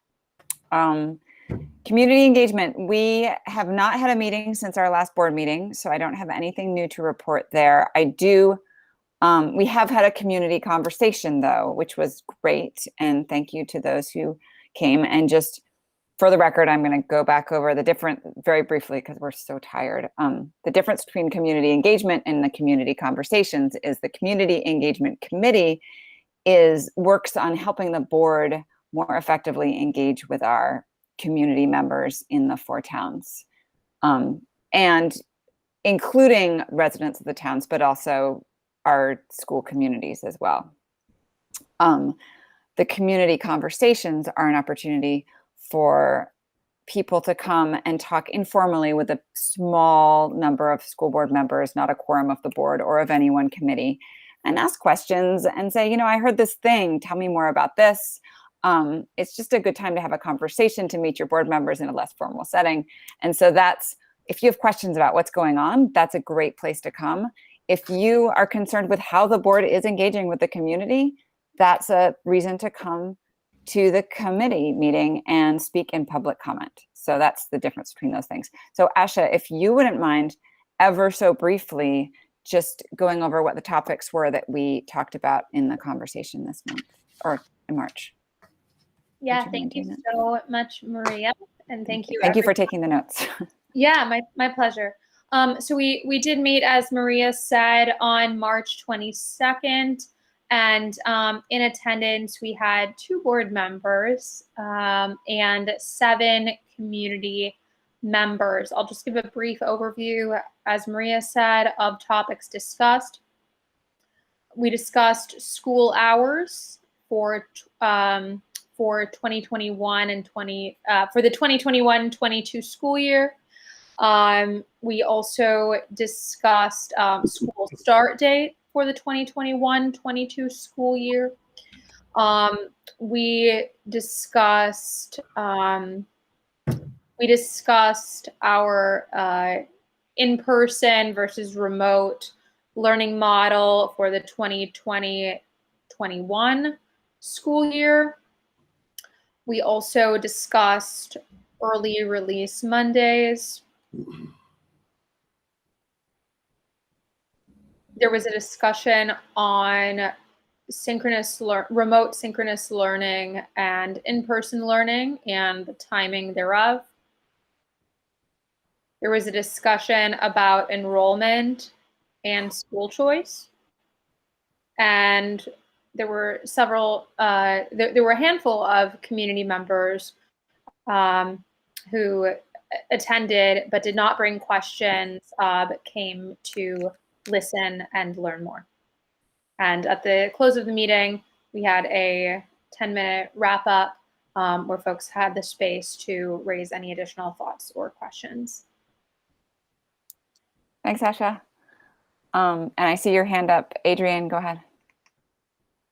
I was just curious. I mean, that was pretty wide-ranging discussion. Is there anything that other than just that the topics were discussed, anything that the board should be aware of that was brought up either as a concern or as something that they wanted changed? I mean, I think some of that is to make us aware of how people are feeling. It is, and the intention over the long run, which we still need to actually act upon, is to collect the notes that we have, and we're going to put them into a document that's going to be available on the website. Ideally, really soon. We still have to figure out the logistics of that. That will be sort of a working document that after each meeting, whoever's taking the notes will go in and put those in and add to whatever the index is of that. So when we say, we talked about pre-K and enrollment, they can go into that and see what was discussed. And if they have more questions, that's another opportunity to go to their board member. Are the community engagement, these get-togethers, are they also a way to inform the board for concerns that, as I said, we may need to act upon? I mean, I think as a prompt sort of response to people, the board needs to hear what the concerns are. I think that's a really valid point, and that might need to be a separate agenda item, really, as far as things that have come up in these conversations, because I really want to separate community engagement committee and community conversations, because those are very different things with different purposes. Part of the purpose is to, if someone brings up a question, to then I mean, if there was something major that the board needed to hear, then that would be something that I would encourage someone to bring to the board. You know, this is of an informal situation of a conversation of something. And it also, if someone has a question about something specific, it'd be like, oh, well, the best person to talk to about this is this person. You know, it's not necessarily that the board members who are leading that particular discussion, it's not that they are experts in any of the things that they're answering questions about, but they're not necessarily providing the answers so much as helping the group get to be able to find where they can find information if that information isn't readily available. Does that make sense? It's late. Yep, thank you. I saw Bruce's hand up too. Yeah, can these things be recorded so other community people can look at it? That's a really good question. We've been talking about that, and to preserve the informal nature of it and the willingness of people to come and talk and be as relaxed as possible, we have opted so far to take notes. And that, I apologize for the fact that we haven't gotten them up yet. But no, we're not at this point recording them. That has come up in discussion, and we're happy to keep discussing that and seeing how that would be more so. Really, because this is such a long meeting, I did say let's be really brief on going over these things, because I think at this point, speaking for myself personally on the board, I am not ready to take in a whole lot more new information right now. Just as an addition, ahead, Maria Adrienne. and Bruce, we've actually had people that have been very upset with the idea of recording because they don't feel that they're able to be as frank in their questioning because they don't want to be identified. And I mean, that's part of the discussion that we have to work through. And there is an opportunity at public comment in a board meeting to speak and be recorded and be part of the minutes there, but we aren't collecting names on these. I am happy to answer more questions about it. If people have any questions they'd like to email about it, you can write to the community engagement. It's communityengagement@millriverschools.org. And what we will be talking about at the next community engagement meeting, which is on April 13th, which is next Tuesday, we will be talking about the community conversations again, because I feel like we need to continue to evaluate those as we're still starting out this year and doing them. And we're also going to be talking about board community communication, specifically about emails. That's also on the agenda. The next community conversation is on April 22nd, I believe. And I would like to thank all the board members who have signed up so far. We still have a couple more of you who need to sign up, and there are still plenty of spaces for you. Once everybody has signed up, I will put together a calendar that I will mail out to everyone that includes when your obligations are. So thank you so much for taking part in that. I think this is really important for us to do. Are there any more questions? Asha. I had a brief comment. Thank you all. I wanted to comment that in my position, I was the note taker for this particular meeting, and so not only has the meeting been documented in detailed notes, but also, as Maria mentioned, I have, as a part of that process, turned every inquiry from that conversation into a Q&A, which takes the question directly anonymously, and then also provides the answer that was provided at that meeting. I also would like to reiterate and to echo what Maria said. Certainly, when members present feel that, my hope is that if and when members present feel that they do not have an answer to the question, that members would go seeking answer to that question and make sure that that loop is completed. And I think that's an important part of the process. Adrienne, to answer your question, there were no questions that I felt at the end of that conversation needed additional attention from the board. However, if that comes up in future conversations, I'm with Maria. I think that we would do well in future community engagement committee meetings to identify a process for doing so. Thank you. Thanks for that wrap up, Asha. That's really helpful. This is a relatively new committee, and these are relatively new processes. So we're working on it, and input is really helpful, and we are taking note. So thank you. VJ. One thing for the committee to consider is possibly recording it just for documentation purposes for yourself, so that if there is something that ever does come up, we can bring up what happened. That's a good idea, BJ. Okay, thanks. Yeah, we'll bring that on Tuesday. Yeah, so maybe not publicize it for people to record, but at least for documentation. And members of the board who are not on that committee, you are always welcome to come to a committee meeting, because I know you'd love to add another committee meeting to your schedule. But I really think I think it's important, and I really value your input. So you're welcome. Thank you. And actually, I was going to also say that right before I turn to Liz with finance, all board meetings are open to the public and to any board meter or member. So feel free. Okay, now we're going to Liz for finance. Good evening, everyone. We have the following payroll and pay orders for consideration and approval. I'm going to start with payroll. Dated March 26th, we have regular payroll in the amount of $611,268.70. Dated April 1st, we have regular payroll in the amount of $6,020.52 for a total of $617,289.22. We have the following pay orders. From the general fund, we have a pay order in the amount of $384,025.70.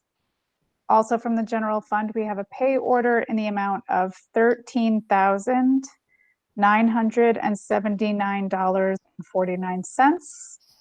From ASP, which is after school program, we have a pay order in the amount of $249.10. From our food program, we have a pay order in the amount of $25,707.79 for a total of $423,962.08. And I move we approve these pay orders and this payroll as presented. So do I have do I need a second? Sam seconded. Okay, thank you, Sam. Does anybody have any questions? Doug, do you wish to make any comments this evening? Yeah, comment is I didn't have a chance the last couple of days. Have been about as hectic as possible. I will look through it tomorrow, and I will notify each of the board members on our email situation. If not tomorrow, by Friday. Okay, thank you for that. So Adrian, are you calling the question or am I? You can call the question. Okay, so all those in favor of accepting payroll and pay orders as presented, please give me a thumbs up.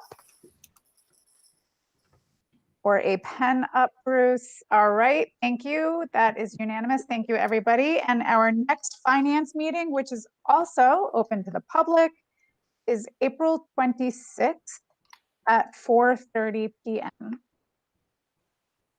Okay. We now are going to have the discussion of the two candidates for filling the Clarendon spot. I did speak with Mike Klopshin today, and he was impressed by both the candidates, speaking as an individual. and understood where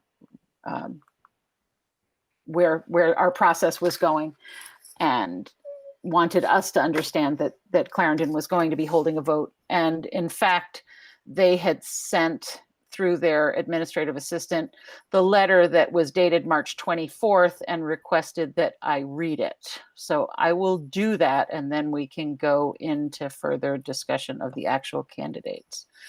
To Mill River Unified Union School Board from the Clarendon Select Board, RE the school board vacancy. Mill River School Directors, Act 154 of 2020, which was H 969, pages 116 to 117, Section B states, notwithstanding any provision of law to the contrary, if a vacancy occurs on the board of a unified union school district and the vacancy is in a seat that is allocated to a specific town, the clerk of the unified union school district shall immediately notify the select board of the town.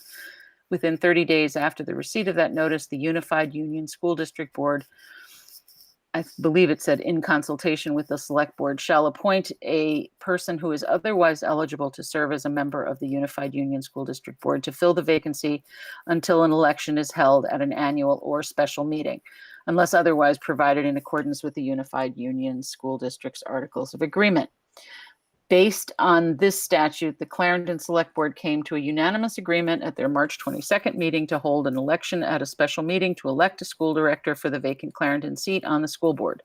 The election will be held on Tuesday, May 18th, 2021 at the Clarendon Town Hall. All interested parties should direct their attention to the town clerk to request to be put on the ballot. No signatures will be required on the petitions due to COVID-19 restrictions.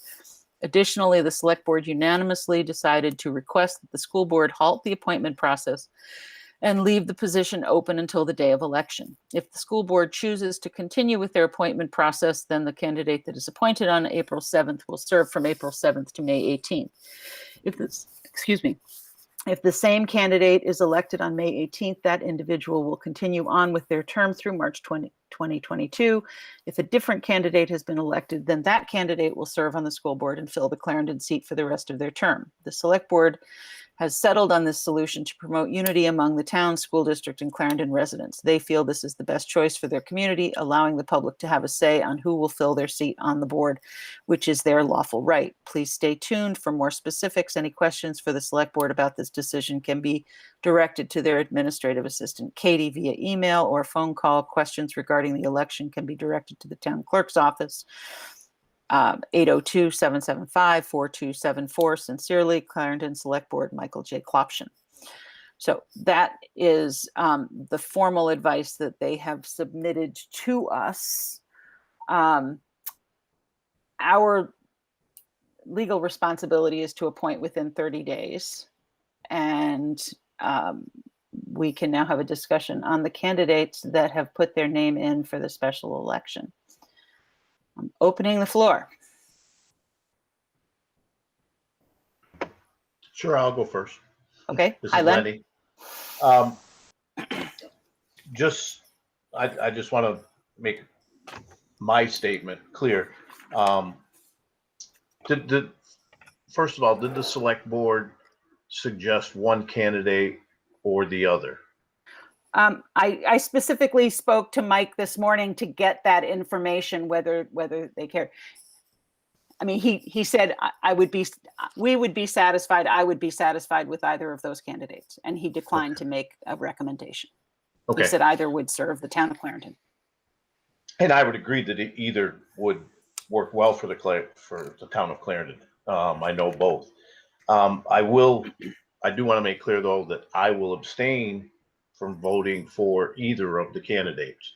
I feel, not that a lot of people are probably watching this, but I don't want to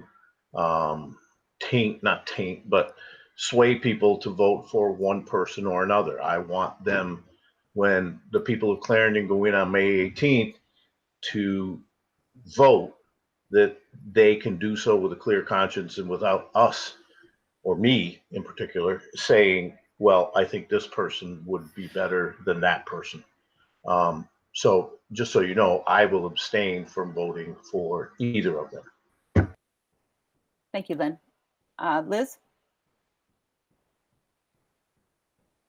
Len brings up a really interesting point that I hadn't considered. Is there any way we can vote not publicly so that we're not swaying people, persuading people? Is that legal? Maria's shaking her head. Bruce is shaking his head. Okay. Was that your question, Liz? Yeah. Okay, Matt? I understand that we have a legal responsibility to fill the seat within 30 days. That being said, I don't think the state police are going to show up in Hollisway in shackles for not filling the seat. It still kind of bothers me that this election is going to basically be decided by representatives that don't actually live within the town of Clarendon. And I don't think that that is fair to the residents of Clarendon. I do plan on voting one way or the other, but I just wanted to make it known on the record that I still do not believe that representatives that don't live in Clarendon should be voting for a representative from Clarendon. Thank you, Matt. I talk to your legislature, because I think it'll be coming up. Bruce? I think I watched the committee who met with Ken Fredette and Todd Fillmore.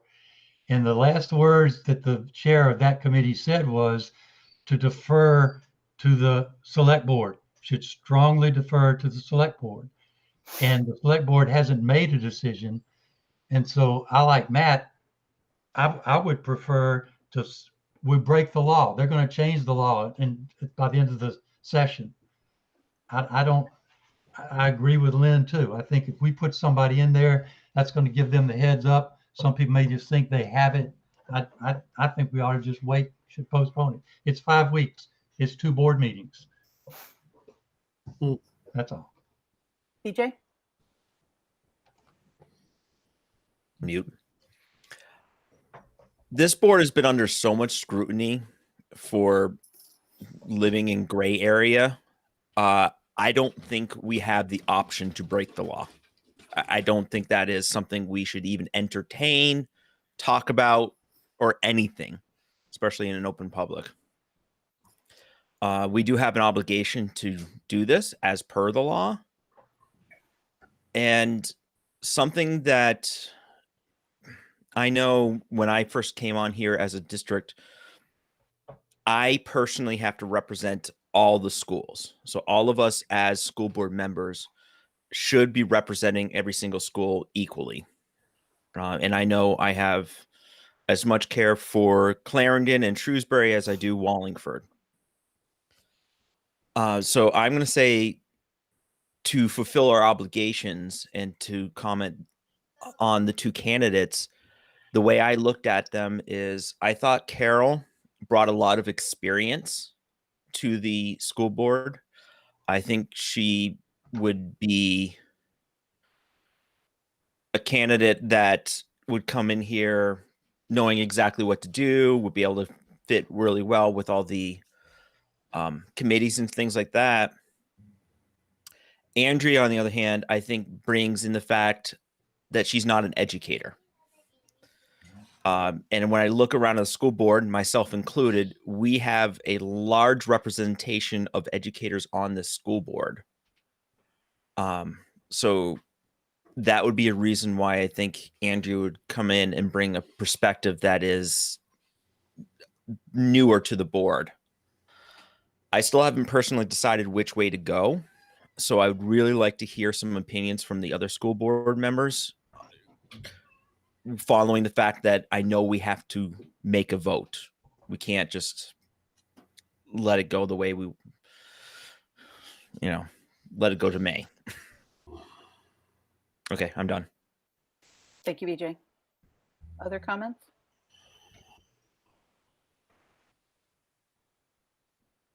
Doug, do you have a comment, or are you? Oh yeah, I have a comment. Okay. Being the third Clarendon individual on here, I don't agree with Len from his. I understand his situation, but I don't agree with him. I think if a board member makes a choice on a certain person, that will actually help in the taxpayers and the voters come up with was something that, hey, this person thinks this person's been a board member for a while. He sees whatever it is for that person that's there. I know I wish I've changed in the last minute and a half. I had wished in my mind that we, as the 3 board members that were left from Clarendon, should have the vote and only the vote. But BJ came up with a really strong situation. We are here representing our town, but we are also here trying to deal with a set of schools that cover all 4 towns that are, we have to do everything in those. We don't signal them out doing one thing that Clarendon loves, but everybody else hates, but we're going to do it anyway. It's an open situation. I do have a choice, but I'll wait until we start doing that part of it to let everybody know. And I thank you very much. Sorry, I couldn't unmute either. Thank you, Doug. Asha, did you put your hand up? Oh, I did not. I'm sorry. I think I touched my face, but I did put my hand up. Thank you. All right. Are there any other comments as part of this discussion? Seeing none, I guess we'll just, I'll just call names as I go across the screen, and you can give me your choice and I will keep track. Maria. Carol. Len. Abstain. Thank you. Still had to ask. Bruce.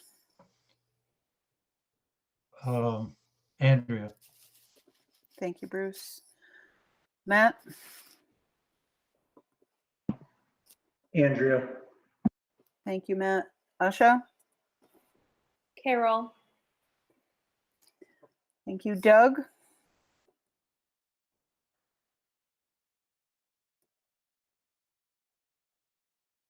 Sorry about that. Sorry about the Andrea. Okay. Thank you, Doug. We got to get out of this computer stuff. Sam. Carol. BJ.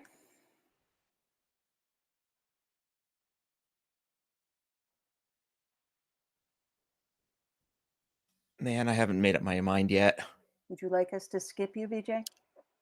Yeah, I think Liz? I have to find a coin. Okay, Liz. Carol. Thank you. I'll hold off on voting to see if it's necessary to break a tie. BJ, you're up. I'm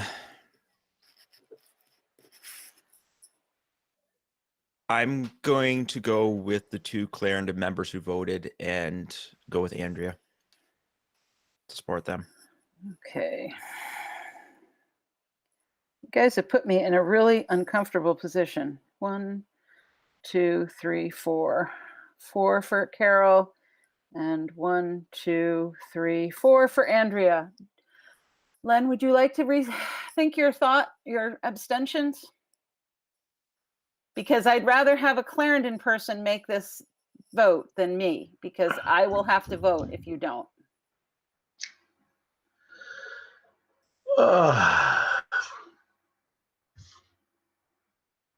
Sure. Can I legally change my abstention? Well, we haven't finished voting yet, so yes. Totaled them. I mean, I hate waffling. Andrea. Okay.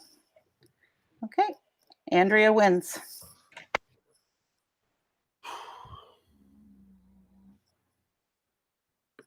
All right, we finished that. I did want to mention, as part of transacting other legal business, that I went to the Stafford Program Committee. This is very short, this morning, and Stafford has had a great, successful year of bringing kids into the program. They only have 16 slots open for the coming year, so I think they deserve a big hand on that. It was pretty impressive. Other than that, we have agenda building and upcoming comments that are on the agenda: late April student presentation and perhaps a June Mill River presentation. Dave, do we have anybody lined up for a late April student presentation? So I'm sure we'd all enjoy it. Yeah, not quite yet. I had spoken with elementary principals who all had concerns about putting students in a virtual format in the evening and didn't think that would go very well. So my next step is to talk to Mill River. I'm thinking perhaps student government or another student leadership group might be good to hear from them, just their perspective on this year. And then that lines up with, I think the last meeting, Len had asked about maybe a presentation from Tyler and Jen about just the year in review at Mill River, what the remote versus in-person dynamic look like. So we'll plan on that if the board is okay with that approach. Okay, so we'll leave it to you on for late April. Somebody will. We'll get somebody. Yes, you got it. I'm assuming we do not need an executive session. Could I? Oh, just? I'm sorry, Len. Go ahead. No, that's fine. I'm sorry. At some point, I would like to revisit the student representative on the board. Mm-hmm. We've had them. Some participated a lot, some didn't, but I really think it's important that we get the student perspective on this board. I agree. Hopefully, maybe when we start the new year, we can push that harder, because we've had some really successful student representatives, and I think in Zoom world, it was probably fighting a losing battle to try and it's hard enough for us to come, right? Other than that, I will entertain a motion to adjourn. So moved. Okay, we have Doug, seconded by Samantha, and a wide range of people. Consensus? Raise your hand. Okay, good night.